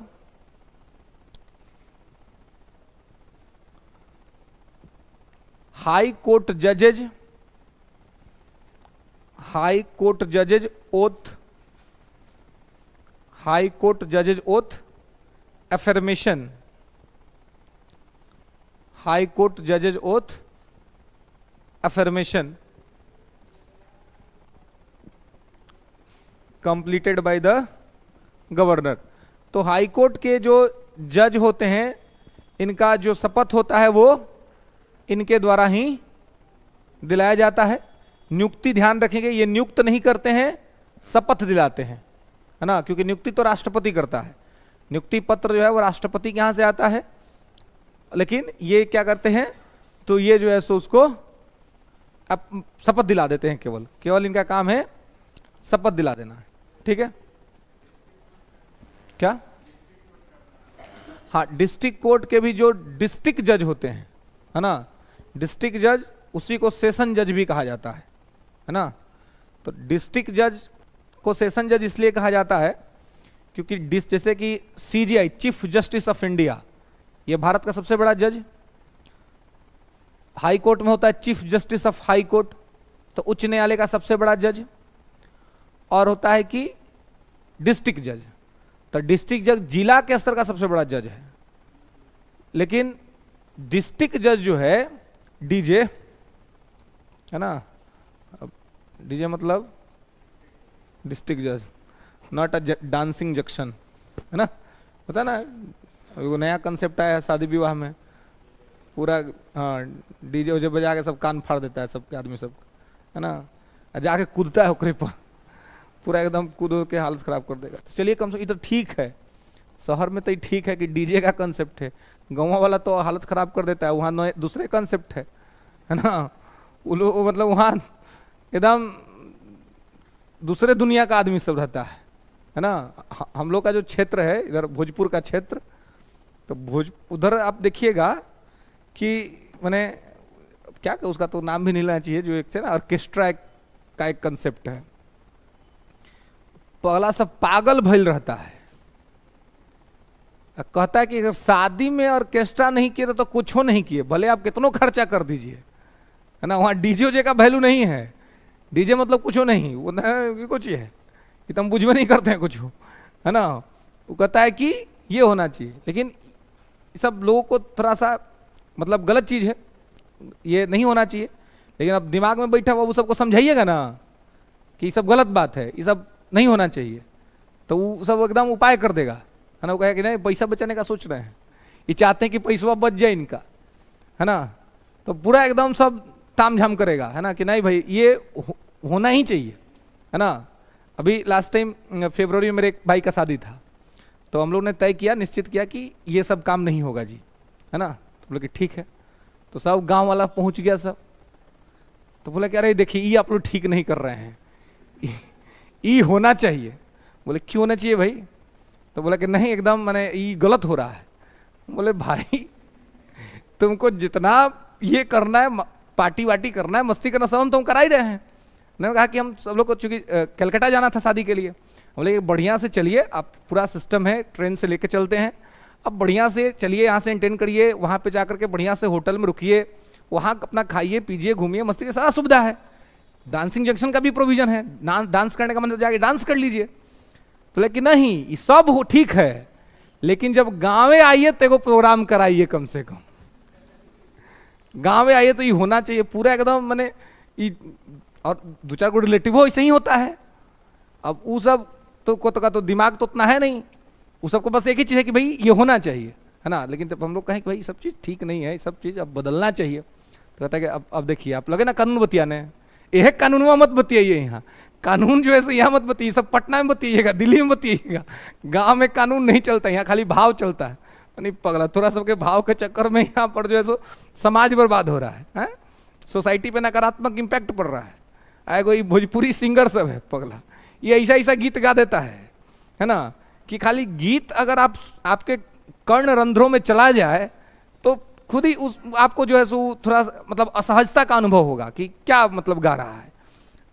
वह सब गाता है, वह बजाता है, और उसी सब में पूरा एकदम जो है से कि आनंद लेकर के सराबोर करता रहेगा, है ना। तो ये सब दिक्कत है, ये सब चीज को मतलब प्रोहिबिट करना चाहिए, बंद। लेकिन अब देखिए इससे एक भी चीज और है कि इससे बहुत से लोग का इकोनॉमी जुड़ा हुआ है। मतलब ये तो नेगेटिव एंगल हो गया, नकारात्मक पक्ष हो गया जो मैं कह रहा हूं। लेकिन अब इसका दूसरा पक्ष ये भी है कि इसका सकारात्मक पहलू ये है कि बहुत सारे लोगों का परिवार इससे चल रहा है, इस पैसा से, इस अर्निंग से। बहुत से लोग हैं, अगर इस सिस्टम को बंद कर दिया जाए तो इनका विस्थापन कहां होगा, इन लोगों को नौकरी कहां पे मिलेगी, ये लोग को जॉब कहां पे मिलेगा। इनको दूसरा कुछ आता नहीं, मतलब बचपन से ही डांस करना सीख लिए और डांस करके मतलब परिवार का भरण पोषण चल रहा है। अब उनको ना पढ़ाई लिखाई उतनी अच्छी है कि उनको विस्थापित करके कहीं पे आप जॉब दे दीजिएगा। तो मतलब एक केवल कह देना बहुत सहज होता है कि ये चीज गलत है, लेकिन उसका विस्थापन का विकल्प क्या है। अगर हम कोई चीज बंद करेंगे तो बंद करने के साथ उसका विकल्प हम क्या देंगे। यही विकल्प नहीं दे पाने के वजह से बहुत सारा पॉलिसी हम लोग का फेल कर जाता है। जैसे कि हमारी सरकार कहती है कि चाइना की वस्तु आप मत यूज कीजिए, अच्छा बात है, राष्ट्रवादी बात है, इंडियन वस्तु यूज करना चाहिए। लेकिन दिक्कत यह है कि भारत के जो 70% पॉपुलेशन है उनका परचेजिंग पावर प्रायोरिटी बहुत खराब है, वस्तु खरीदने की क्षमता बहुत खराब है, यानी कि उनका इनकम कम है, उनके पास पैसा कम है। अब पैसा कम है, ऐसे में उनको भी इच्छा करता है कि बड़ा फोन हाथ में लेके घूमे, बड़ा टच स्क्रीन हो, बड़ा कैमरा हो, कैमरा में फिल्टर्स हो, तमाम वो चीज चाहते हैं। लेकिन वो सारा फीचर अगर वो इंडियन कंपनी के में खोजने लगेंगे तो वो उनके लिए उनको 30,000, 40,000, 50,000 का पैसा देना पड़ेगा। लेकिन सेम फीचर वो चाइनीज में खरीदेंगे तो उनको 6,000, 7,000, 8,000 में मिल जाएगा। अब आप उस आदमी को जिसके पास पैसा उतना ज्यादा नहीं है, सेविंग कम है, और उसकी भी इच्छा है कि वो भी स्मार्टफोन, टच फोन चलाए, बढ़िया सर्विस के साथ चलाए, उसको आप कितनों पाठ पढ़ाइएगा ना राष्ट्रवाद का, वो नहीं पढ़ेगा और जा करके 6,000 वाला मोबाइल खरीद के लाएगा। तो यहां पे हम फेल कर जाते हैं। तो हमारी पॉलिसी क्या होनी चाहिए कि आप चाइनीज वस्तु का विरोध तभी कर पाएंगे लॉजिकली जब आप भारतीय कंपनी को यह आदेश दे कि चाइना जितने सस्ते दाम पर अपना प्रोडक्ट बना रहा है उतने ही सस्ते दाम पर भारत की कंपनियां भी अपना प्रोडक्ट लॉन्च करें। लोग खुद ही खरीदना छोड़ देंगे। ठीक इसी प्रकार से केवल कहने से मैं कह रहा हूं कि ऑर्केस्ट्रा गलत है, यह नहीं होना चाहिए, लेकिन क्या हमारे पास कोई ऐसा विकल्प है कि ऑर्केस्ट्रा के अंदर से जिनका परिवार चल रहा है, अगर कानून बना करके हम उसको बंद करा देते हैं तो वैसे लोग जो पढ़े लिखे तो बिल्कुल भी नहीं है, कला के नाम पर एक ही कला है, वह है डांसिंग आर्ट। तो क्या उस डांसिंग आर्ट के आधार पर उतने लोगों को हम रोजगार दे पाएंगे, सरकार दे पाएगी रोजगार? सरकार कहां पे एडजस्ट करेगी? तो नहीं चाहते हुए भी सरकार को भी आंख बंद करना पड़ता है। पुलिस बगल से गुजर जाती है और अश्लीलता का दृश्य सामने से चलता रहता है।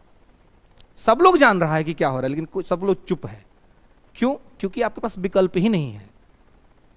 जो कर रहा है उसको भी पता है कि यह गलत है, उसका आत्मसम्मान उसको सपोर्ट नहीं करता यह काम करने के लिए, लेकिन वो कुंठित है, वो ऊपर से दिखा रहा है कि मैं खुश हूं, लेकिन उसके भाव को समझिए, वो अंदर से कुंठित है, उसके पास करने को दूसरा है ही नहीं कुछ।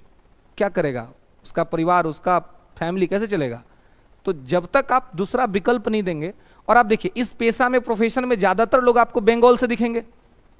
What is the reason behind this? गरीबी, पॉवर्टी।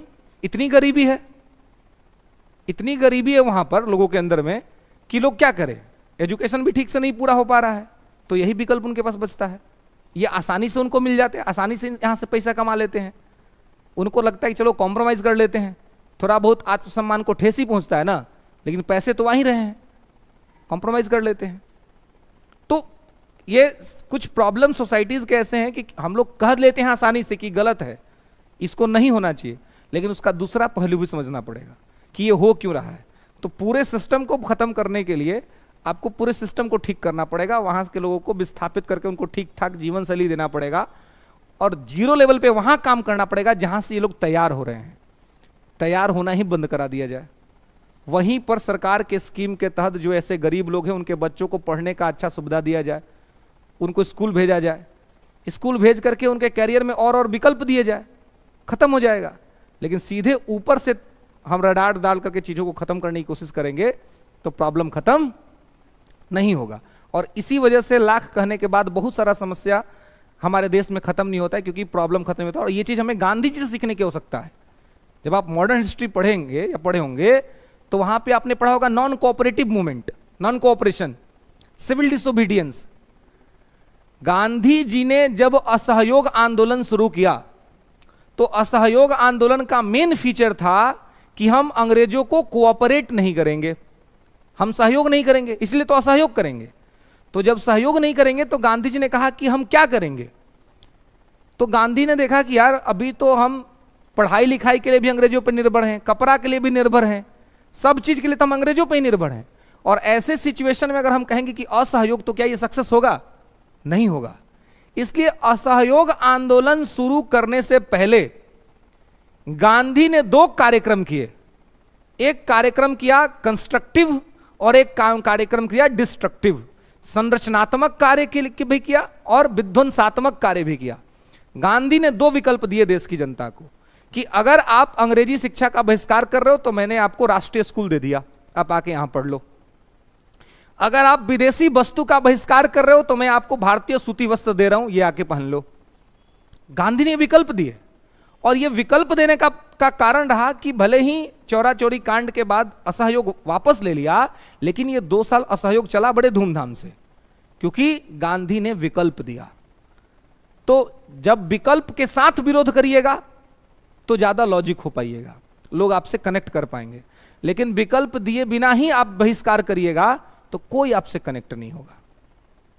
तो विकल्प का बड़ा सिग्निफिकेंस होता है, बड़ा ये होता है कि आप विकल्प के साथ किसी चीज का विरोध करें, और विकल्प सही हो तो लोग उसमें रिलाय करते हैं, लोग उसमें जाते हैं, और उसके तहत आप रिफॉर्म का काम जो है सो कर सकते हैं। केवल हम लोग कह देते हैं या कोई कह देता है, नेताजी लोग कह देते हैं कि ये खत्म होना चाहिए, खत्म कर देंगे, लेकिन खत्म करने के लिए आपको प्लान बनाना पड़ेगा कि आप दूसरा काम क्या करेंगे, दूसरा अल्टरनेटिव क्या है आपके पास, और उस अल्टरनेटिव के साथ ही आप इसको खत्म कर सकते हैं या खत्म करने का प्रयास कर सकते हैं। बिना अल्टरनेटिव के आप कोई भी चीज को खत्म नहीं कर सकते, केवल बुरा कह करके। इसलिए तो चाइना का मार्केट खराब नहीं हो रहा इंडिया में, क्योंकि आपकी कंपनी, आपका गेल, भेल, सेल, ओएनजीसी, आप इनको इतना इंपावर कर ही नहीं पा रहे हैं कि चाइनीज वस्तुओं के कंपटीशन में इंडियन मार्केट में खुद को खड़ा कर पाए। अगर वो 10,000 में तमाम फीचर्स दे सकता है तो आप 10,000 में क्यों नहीं दे रहे हैं? आप भी दीजिए, आप दीजिएगा, आपकी जनता आप ही की वस्तु खरीदेगी, कोई देशद्रोही नहीं बैठा हुआ है यहां पर। लेकिन दिक्कत है देश की जनता की कि उसका कमाई ही 10,000 है। अब वो 10,000 का मोबाइल खरीद लेगा तो खाएगा कहां से? तो वो देखता है कि 5,000 में सेम फीचर मिल रहा है ना, तो 5,000 वाला खरीद लो, 5,000 सेव कर लो। तो आप जो लोगों को इनकम दे रहे हैं, उसी इनकम में अगर इंडियन गुड्स उनको मिल जाए तो कोई दिक्कत नहीं है। कोई चाइना का वस्तु आपके मार्केट को डंप नहीं करेगा, लेकिन लगातार चाइनीज वस्तुएं आपके मार्केट को डंप कर रही हैं। रीजन कि उनकी वस्तुएं सस्ती हैं और आपके देश में लोगों का जो पर कैपिटा इनकम है वो कम है, परचेजिंग पावर प्रायोरिटी देश में कम है, लोगों के पास पैसा कम बचता है, इसलिए लोग सस्ती वस्तु खरीद लेते हैं। और ये केवल कहने से ठीक नहीं होगा जब तक कि आपकी कंपनियां इसके लिए ठीक ना हो जाए। इसलिए दिवाली हमारे यहाँ होती हैं और लक्ष्मी चाइना में आती है। दिवाली हम लोग सेलिब्रेट करते हैं, लेकिन हम सबके घरों में मैक्सिमम जो आलर झालर बत्तियां जो लगता है वो सब चाइना का लगता है। तो इकोनॉमी किसकी ग्रो कर गई? चाइना की ग्रो कर गई। आपके तो देश में इतने बेहतरीन जो कारीगर हैं, कुम्हार, इतना बढ़िया मिट्टी का दिया बनाते हैं, वो कोई खरीदता नहीं है जी। अन्ना सरकार उनको सपोर्ट करती है। दिवाली से कुछ दिन पहले अगर आप गौर करेंगे तो ये पटना में जो ये विमेंस कॉलेज है, विमेंस कॉलेज से इनकम टैक्स तक एक मेला लगता है। इस मेला में केवल भारतीय मजदूरों के हाथ के बनाई हुई कलाकृतियां बिकती हैं, मिट्टी के। टेराकोटा का मिट्टी जो होता है, जो इंडस वैली में टेराकोटा का मिट्टी था, टेराकोटा के मिट्टी से खिलौने बनाए जाते हैं और उसके तमाम दीपक और तमाम तरह के पशु जीव जंतु बनते हैं। बहुत महंगे होते हैं, आम आदमी तो खरीद ना पाए, और खरीद ही नहीं पाता है आम आदमी, उसको कार वाले लोग ही खरीदते हैं। जो संपन्न लोग हैं, संभ्रांत लोग हैं, वही खरीदते हैं और ले जाके अपने घरों में उसको सजाते हैं, क्योंकि महंगा है। वही चाइना का खिलौना खरीदने जाइएगा तो कोई भी खरीद लेगा, क्योंकि वो सब इलेक्ट्रॉनिक का वो बनाया हुआ है। तो एक तो आप अपने यहां वो बना नहीं पा रहे हैं, और आपके जो कारीगर हैं उनको आप सपोर्ट नहीं कर रहे। आपका वस्तु महंगा क्यों बिक रहा है? क्योंकि आपने अपने कारीगरों को सपोर्ट नहीं किया, इसलिए तो आपकी संस्कृति का खत्म भी हो रहा है। अगर सरकार एक पॉलिसी बनाए कि जितने देश के कुम्हार समाज हैं, जो ये मिट्टी के बर्तन और मिट्टी के दिए बनाते हैं, इनको अगर आप ग्रांट दे, इनको आप अनुदान दे, इनको आप सब्सिडी दे, तो और कहें कि आप बड़े से बड़े स्तर पे इसको बनाइए और उनका वस्तु बने, और उसको कहिए कि आप मार्केट में सस्ता भाव में बेचिए। इससे क्या होगा कि भारत का हर आदमी उसी चीज को खरीदेगा। अब सस्ता भाव में जब खरीदेगा तो इसका फायदा क्या होगा कि उसके वस्तु का डिमांड बढ़ जाएगा। अब डिमांड जब बढ़ जाएगा तो बड़े से बड़े स्तर पे लोग खरीदेंगे, और सब लोग अपने अपने घर में लेकर के आएंगे, और ज्यादा बेहतर होता है चाइनीज के मुकाबले।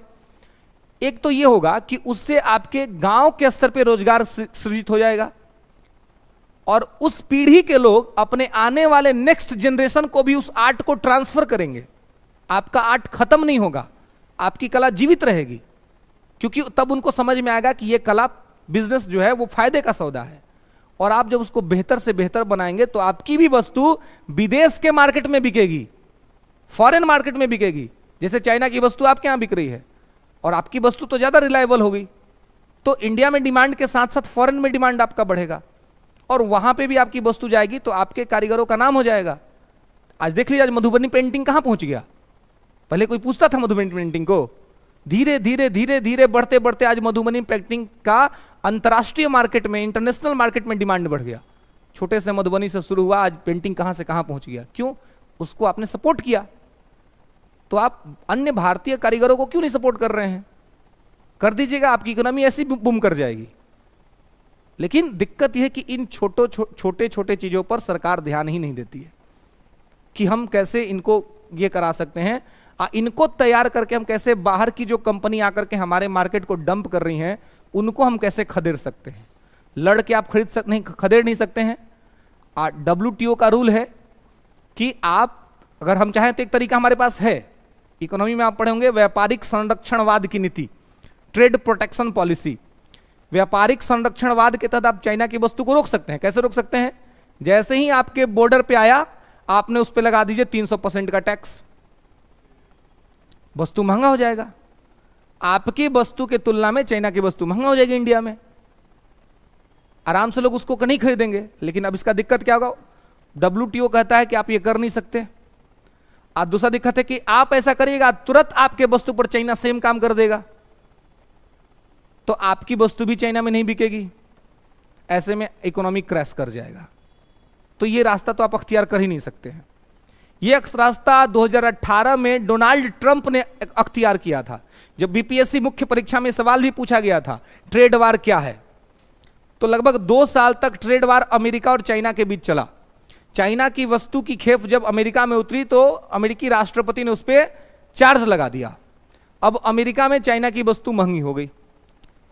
अब विलंब तौर पे जैसे ही ये सूचना चाइना में पहुंचा, चाइना ने भी सेम काम किया कि अमेरिका की जो वस्तु उनके यहां बिक रही थी उस पर उन्होंने सरचार्ज लगा दिया। उनकी वस्तु उनके यहां महंगी, उनकी वस्तु उनके यहां महंगी, दोनों के यहां दोनों की वस्तु नहीं बिक रही थी। और लगभग 2 साल तक ये मामला चला, ट्रेड वॉर, जो बीपीएससी मेंस में पूछ लिया गया कि ट्रेड वॉर क्या होता है। तो इस तरीके से आप करके आज के डेट में, चूंकि ग्लोबली इकोनॉमी है, सब लोग एक दूसरे से जुड़े हुए हैं, तो आज के डेट में आप इकोनॉमी को कंट्रोल नहीं कर सकते, इस तरह से करके तो नहीं कर सकते हैं।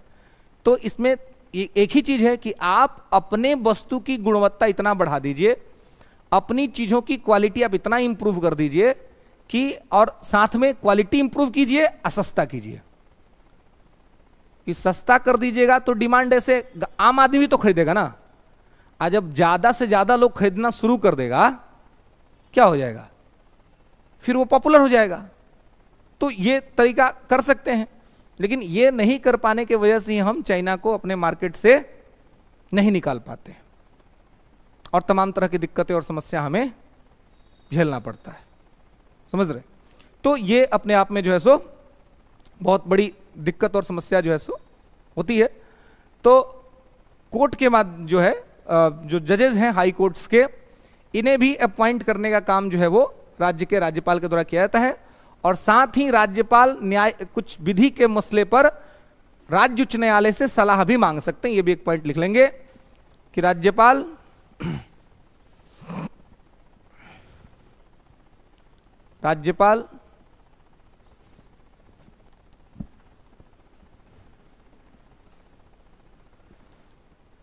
कानून के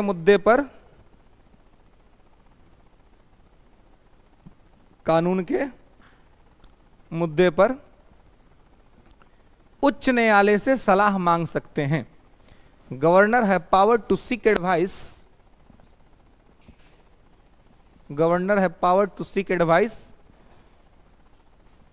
on the subject of act from high court,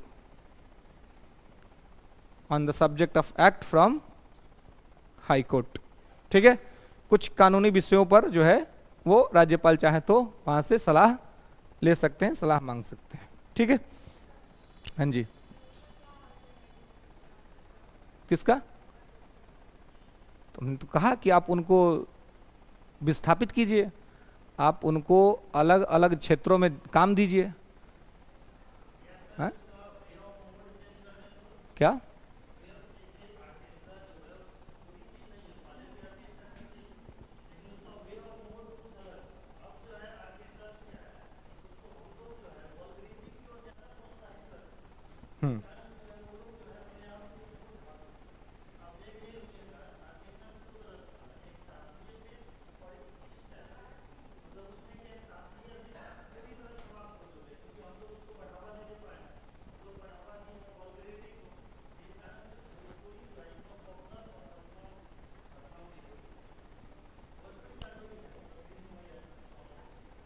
देखिए, पहले तो जो शास्त्रीय की अब बात करें तो एकदम से लोप हो चुका है, वो तो दिखता ही नहीं है कहीं, है ना, है ना। वो लोप हो चल लेगा ना तो सब उठ के चल जाएगा घरे,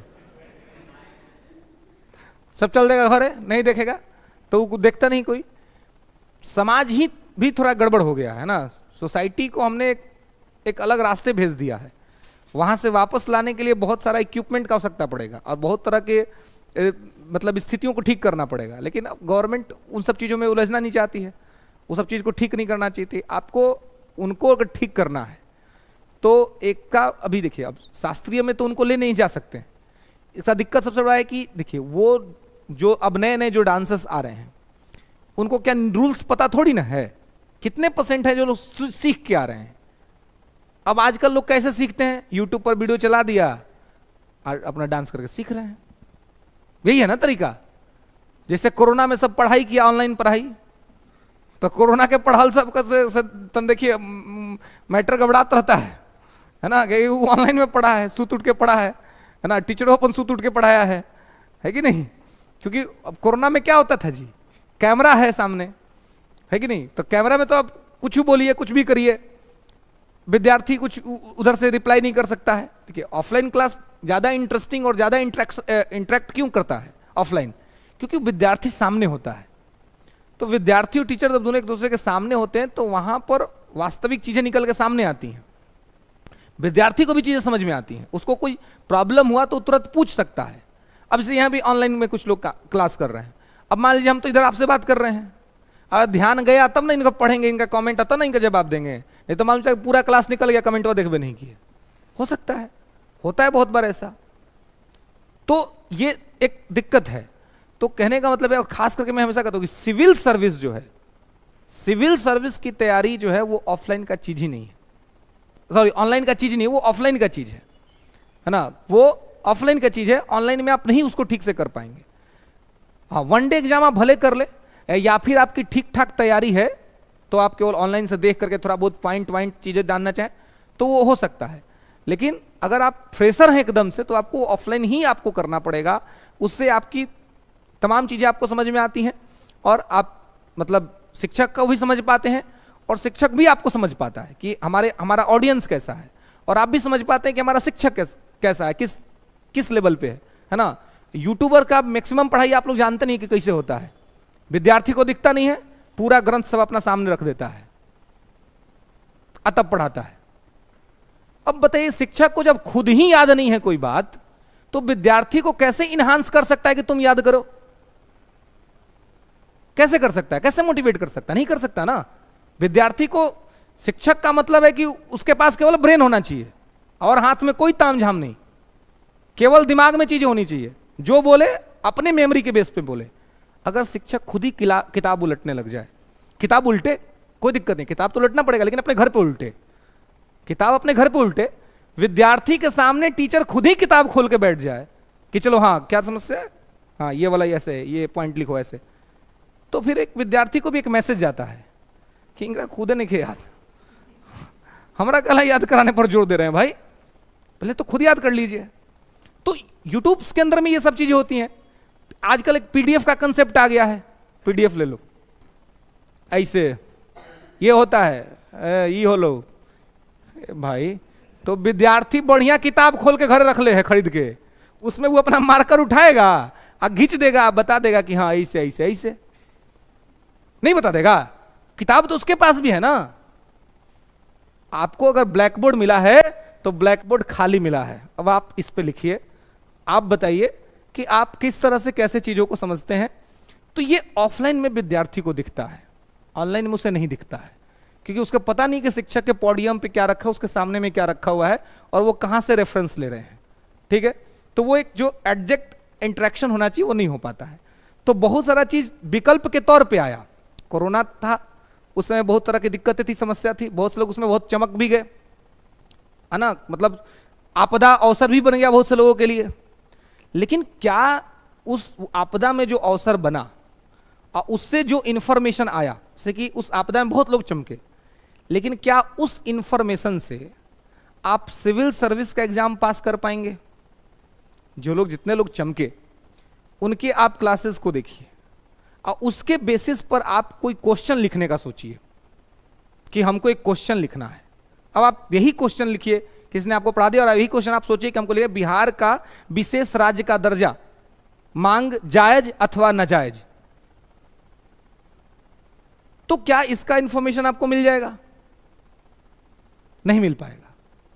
उसके लिए आपको एक डेप्थ इंफॉर्मेशन लेना पड़ेगा, गहराई तक आपको जाना पड़ेगा, चीजों को समझना पड़ेगा कि भाई क्या क्या फैक्ट्स हैं, किन किन वजहों से आवश्यकता पड़ती है, किन किन कारणों से दिया जा सकता है, किन किन कारणों से नहीं दिया जा सकता है। It's completely depends on situation. तो हर चीज को आप विकल्प के तौर पे लेके आ सकते हैं, लेकिन विकल्प कितना लॉजिकली फिट बैठ रहा है ये बड़ा इंपॉर्टेंट होता है।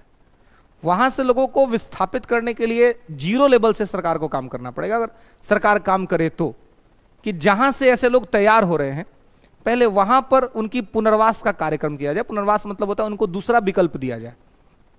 जो बच्चे हैं जो प्रारंभ से भी डांस सीख रहे हैं, डांस सीखने में कोई बुराई नहीं है, बच्चा को कि डांस सीखते रहो तुम, कोई दिक्कत नहीं है, लेकिन साथ में पढ़ाई भी करो, पढ़ाई करो और डांस सीखो, इसमें क्या दिक्कत है? तो उसको पढ़ाई का सुविधा दीजिए, उसको एक ही साथ दो तीन चीजें उसको जो है सो दिया जाए। आजकल तो जो न्यू एजुकेशन पॉलिसी आई इतनी बेहतरीन आई है कि उसको सरकार को लागू करके उस पर काम करना चाहिए कि स्कूल के अंदर ही जब बच्चों को आप पढ़ा रहे हैं तो पढ़ाइए, किताबी ज्ञान दीजिए, लेकिन साथ साथ उनको प्रैक्टिकल भी कराइए कुछ कुछ चीजों का। कोई कोई काम उससे कराते रहिए, कम से कम सप्ताह में एक दिन ऐसा रखिए जिसमें वो प्रैक्टिकल काम सीखे कुछ। क्योंकि प्रैक्टिकल काम सीख लेने से क्या होता है कि आपकी योग्यता के साथ साथ वह प्रैक्टिकलिटी आपको जीवन में बहुत काम देती है। आप कुछ अन्य भी एक्स्ट्रा काम कर सकते हैं अपने जीवन के अंदर में। तो उस काम के साथ, डांसिंग के साथ उनको शिक्षा दीजिए, उनको अलग अलग सेक्टर्स में दिखलाइए कि आपके लिए और भी अलग अलग विकल्प हो सकते हैं, ठीक है। और अगर बहुत अच्छा कला है तो फिर एक बहुत बड़ी इंडस्ट्री है, फिल्म इंडस्ट्री, आप उसके तरफ मूव कर सकते हैं, उसके तरफ उनको भेज सकते हैं कि आप वहां से आइए, है ना। आजकल तो बहुत सारा मतलब जो है डेवलपमेंट हो गया है। पहले तो केवल बॉलीवुड ही था, अब तो हर क्षेत्र के अंदर में रीजनल मूवीज बनने लगी हैं। तो उस क्षेत्र में जो इंडस्ट्री चल रही है उस इंडस्ट्री में उनको जोड़ा जा सकता है, कनेक्ट किया जा सकता है कि आप उसके माध्यम से उस चैनल से वहां तक पहुंचे। ये सब जो समाज के अंदर में हो रहा है, इसको खत्म करने के लिए पहले वहां से जीरो लेवल से आपको काम शुरू करना पड़ेगा, तभी जाकर के, क्योंकि लोगों को अगर आप परोसिएगा तो लोग खाने आएंगे जरूर। आप परोसना ही बंद कर दीजिए। हाँ, क्या? हाँ, नहीं तो मैंने वही बताया ना कि उनके पास सादा, मान लीजिए कि घर में कोई है, अब इसे मान लीजिए कि मेरे भाई बंधुओं को पढ़ना होगा, सिविल्स का तैयारी करना पड़ेगा, हमारा कोई भाई पूछता है, हम तो सीधे मना करते हैं कि मत जाओ कोनो कोचिंग में। हम खुदे कोचिंग पढ़ाते लेकिन हम मना कर देते हैं कि मत जाओ कहीं, घर बैठ के पढ़ो चुपचाप। हम जैसे बता रहे हो इसे पढ़ो, खाली नहीं जाना है कहीं पे। तो अब मान लीजिए कि किसी घर में पहले से कोई डांसर है, अब माँ पहले से डांस कर रही है, तो बच्ची है, उसको सीखने जाने की जरूरत है, घर ही में सिखा देगी, ट्रेंड कर देगी। तो मैक्सिमम लोग आपको ऐसे मिल जाएंगे इस प्रोफेशन में, मैक्सिमम लोग वो मिल जाएंगे जो पीढ़ी दर पीढ़ी ट्रांसफर हो रहा है। उनको किसी टीचर की आवश्यकता नहीं है, उनके घर में टीचर है। और आजकल वही बोल रहे हैं कि सबसे बड़ा टीचर हो गया यूट्यूब। यूट्यूब एक सबसे बड़ा टीचर है, म्यूजिक बजा दिया, सीख लिया। अरे भाई, तो मोबाइल तो एक ही बार ना खरीदना है, पढ़ने के लिए तो पूरा टाइम लगेगा ना। मोबाइल तो कर्जा लेके खरीद लीजिएगा एक बार में, है? केवल इसी अवेयरनेस का भी तो प्रॉब्लम है। शिक्षा कौन दे उनको, उनको कौन समझाए कि मोबाइल से ज्यादा जरूरी आपको शिक्षा है, अवेयरनेस। उनको जागरूक कौन करे? जागरूक भी तो करना पड़ेगा ना। तो जागरूक कौन करे? तो सरकार ही जागरूक कर सकती है। उनके बीच ये मैसेज दिया जाए कि आप पढ़ लिख करके अच्छा विकल्प हासिल कर सकते हैं। और पढ़ाई लिखाई में क्या है, चैलेंज ना है जी। अभी अगर आपको पढ़ने लिखना है तो आपको कितना मेहनत करना पड़ता होगा, स्ट्रगल भी चल रहा होगा लाइफ के अंदर में, बहुत स्ट्रगल कर रहे होंगे आप लोग। लेकिन अभी अगर आप केवल सोच ले कि आपको कमाना है तो आपका स्ट्रगल आज ही खत्म हो जाएगा, क्योंकि कुछ ना कुछ पैसा तो आप कमा ही लीजिएगा ना कुछ करके। लेकिन आप क्या चाहते हैं? आपका जीवन बेहतर बने। आप चाहते हैं आप एसडीएम बने, आप चाहते हैं आप डीवाईएसपी बने, तब ना के यहां बैठे हैं जी, तब ना बड़ी दोपहरिया में आप चलाते हैं। नहीं तो आप चाहते तो घर में सुत सकते थे आराम से, आप म्यूजिक व्यूजिक देख सकते थे, हीरो बनने की तैयारी कर सकते थे घर में बैठ करके। लेकिन आपका कुछ बड़ा लक्ष्य है, तो ये आपकी समझदारी है आपके अंदर कि हमको कुछ बड़ा करना है लाइफ में, इसलिए आप ये कर रहे हैं। लेकिन अगर आपके मन में केवल इतना हो कि हमको केवल पैसा कमाना है जी, तो पैसा कमाने के अन्य भी बहुत सारे साधन मार्केट में हैं।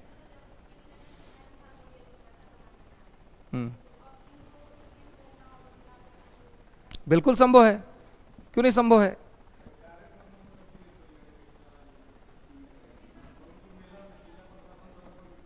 तो मैंने आपको मैंने स्टार्टिंग में ही क्या कहा आपको? मैंने स्टार्टिंग में आपको क्या कहा कि प्रशासन साइड से होकर निकल जाता है। मैंने स्टार्टिंग में ही कहा आपको, क्योंकि प्रशासन समझ रही है पूरा का पूरा एक इकोनॉमिक है, ये पूरा का पूरा अर्थव्यवस्था का चैनल है। इसकी एक निगेटिव पहलू है हमारे सामने, लेकिन ये पूरा का पूरा पार्ट ऑफ इकोनॉमी है। उसमें बहुत से लोग का रोजगार मिल रहा है, उस डीजे वाला को, बजाने वाला को, है ना, एक आदमी को थोड़ी मिल रहा है। वो टेंट समय लगाने वाला को, एक आदमी उससे थोड़े फायदा ले रहा है। उस प्रोग्राम से बहुत सारे लोग फायदा ले रहे हैं। लेकिन अब दिक्कत यह है कि वो प्रोग्राम जो है वो सोसाइटी को ठीक मैसेज नहीं दे रहा है। अरे बिल्कुल सरकार की जिम्मेदारी बनती है। हम अगर कुछ गलत कर रहे हैं, आप कुछ गलत कर रहे हैं, तो जिम्मेवारी पिताजी की बनती है। तो भाई उसको आप माहौल ही नहीं दिया ना, तो कैसे सोचेगा? ये तो समझिए ना। अरस्तु एक लाइन कहता है, अरस्तु पॉलिटिकल साइंस में एक लाइन कहता है कि समाज कभी गलत नहीं होता, नेतृत्वकर्ता गलत होता है, लीडर गलत होता है। आप बाहर में बहुत तरह का व्यवहार करते होंगे, बाहर में हो सकता है बार बार फोन खोल के चेक करते होंगे ना, लेकिन यहां आते हैं तो हिम्मत होता है करने का चेक। खास करके मेरे क्लास के अंदर में है हिम्मत किसी का मोबाइल खोलियो को देख ले, क्यों? रूल बनाए हुए हैं, देखते तुरंत डांट देते हैं। लीडर गलत होगा, समाज खुद गलत हो जाएगा। लीडर सही होगा, समाज खुद सही हो जाएगा। आप अभी 1 दर्जन केला खरीद के आपको कोचिंग से दे दे तो खाते जाइएगा, गिराते जाइएगा, पीछे वाला आपको पकड़ के देख लेगा कि कहां गया है, केला का छिलका बता देगा, ठीक है। आप ही को पी एंड मॉल के बाहर 1 दर्जन केला दे दे कि लो जी खा लीजिए, आप ही आदमी घुसते ही डस्टबिन खोजिएगा, वहां खड़ा होइएगा, छील के बढ़िया से खाइएगा, केला डस्टबिन में डालिएगा, हाथ धोइएगा, आगे बढ़िएगा। प्रॉब्लम किसका है? लीडर का। वहां जाने के बाद आपके दिमाग में, समझिए पहले, वहां जाने के बाद लीडर ने आपके दिमाग में क्या डाल दिया कि यहां पे हम सर्विस आपको दे रहे हैं। लीडर ने आपके दिमाग में दे दिया। सड़क पर लीडर ने आपके दिमाग में ही नहीं दिया ये बात। सड़क पर लीडर कहां आपको दिमाग में ये बात दे पाया, इसलिए आप जहां खाते वहीं फेंकते हैं। लीडरशिप का प्रॉब्लम है। लीडरशिप अगर ठीक तरीके से काम करेगा तो लोग ठीक से काम करेंगे। लीडरशिप में अब कुछ लोग ऐसे हो सकते हैं, कुछ ऐसे हो सकते हैं जो सरकार की बात न सुने, हो सकते हैं ऐसे लोग। सब लोग तो नहीं होंगे जो सरकार की बात मानेंगे, तो ऐसे लोगों के लिए आप पुनिशमेंट करिए। बिना हेलमेट के कोई रोड पे चल रहा है तो फाइन हो रहा है ना, कैमरा लगा दिए ना आप। उसी कैमरा का नतीजा है कि कोई आदमी लिफ्टो देने से डरता है, सिंगल आदमी 2 हेलमेट लेके चलता है। क्या समझते हैं इसको आप? That is called leadership. जिस दिन लीडरशिप चाह लेगा कि हमको ठीक कर देना है, ठीक कर देगा। एक जिला का एसपी तय कर ले कि हम अपने यहां क्राइम नहीं होने देंगे, नहीं होने देगा। देखिए दबंग एसपी सबका कैरेक्टर कैसा रहता है, जब वो आ जाता है तो लोग सतर्क हो जाते हैं। वो कहता है कि भाई जिला छोड़ दो पहले, क्योंकि हम देखेंगे तो हम देखते मारेंगे। डर पैदा कर दिया, लीडरशिप क्वालिटी। कुछ बच्चों को देखिए अपने घर में अपने पिता के सामने चू तक नहीं बोलते हैं, लीडरशिप क्वालिटी। पिता ने बचपन से ही वैसे माहौल बना के रखा हुआ है। आप कुछ घर में देखिए पिता साथ ही गेम कर ले बच्चा के साथ, आओ आओ तू वो खेल ले, हम खेल लेते हैं साथ।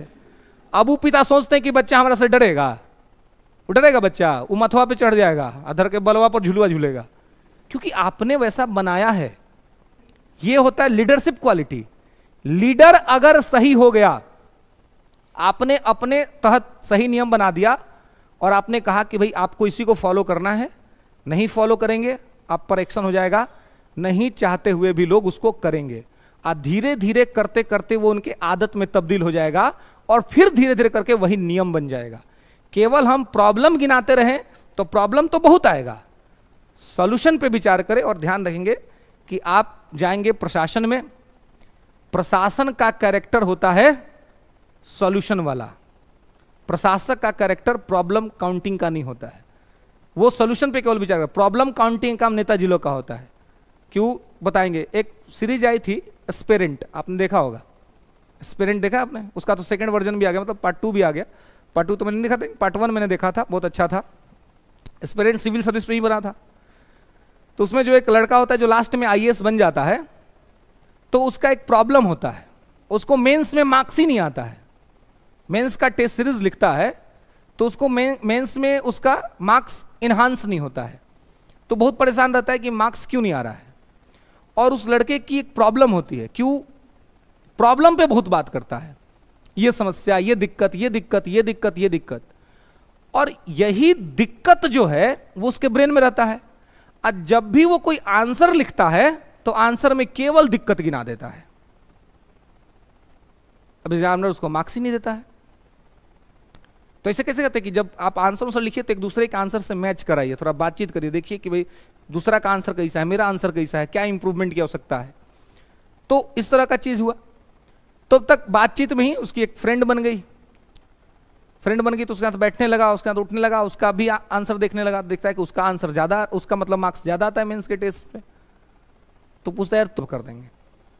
फिर वही चीज क्या हो जाता है, वही चीज जो है उसमें आप देखेंगे कि वही चीज जो है वो उसका क्या बन जाता है, उसका लाइफ स्टाइल बन जाता है।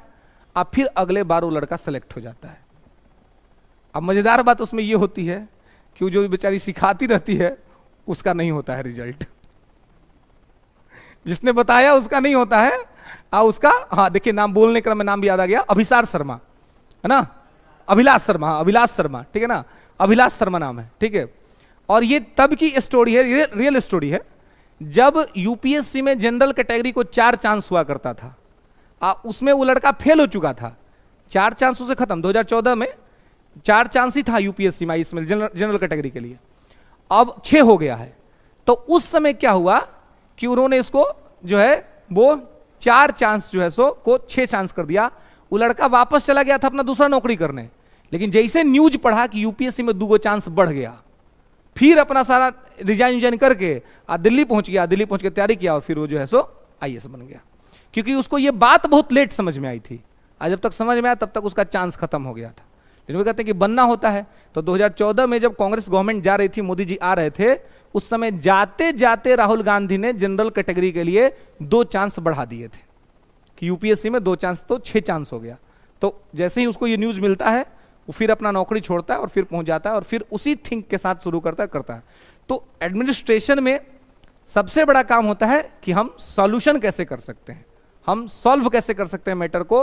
तो सॉल्यूशन पे बात करना मोर एंड मच इंपॉर्टेंट होता है, क्योंकि प्रॉब्लम तो है ही, ऐसा नहीं कि प्रॉब्लम नहीं है, प्रॉब्लम है, लेकिन प्रॉब्लम का सॉल्यूशन क्या हो सकता है, यही सॉल्यूशन जो है वो मुख्य तौर पे ये होता है।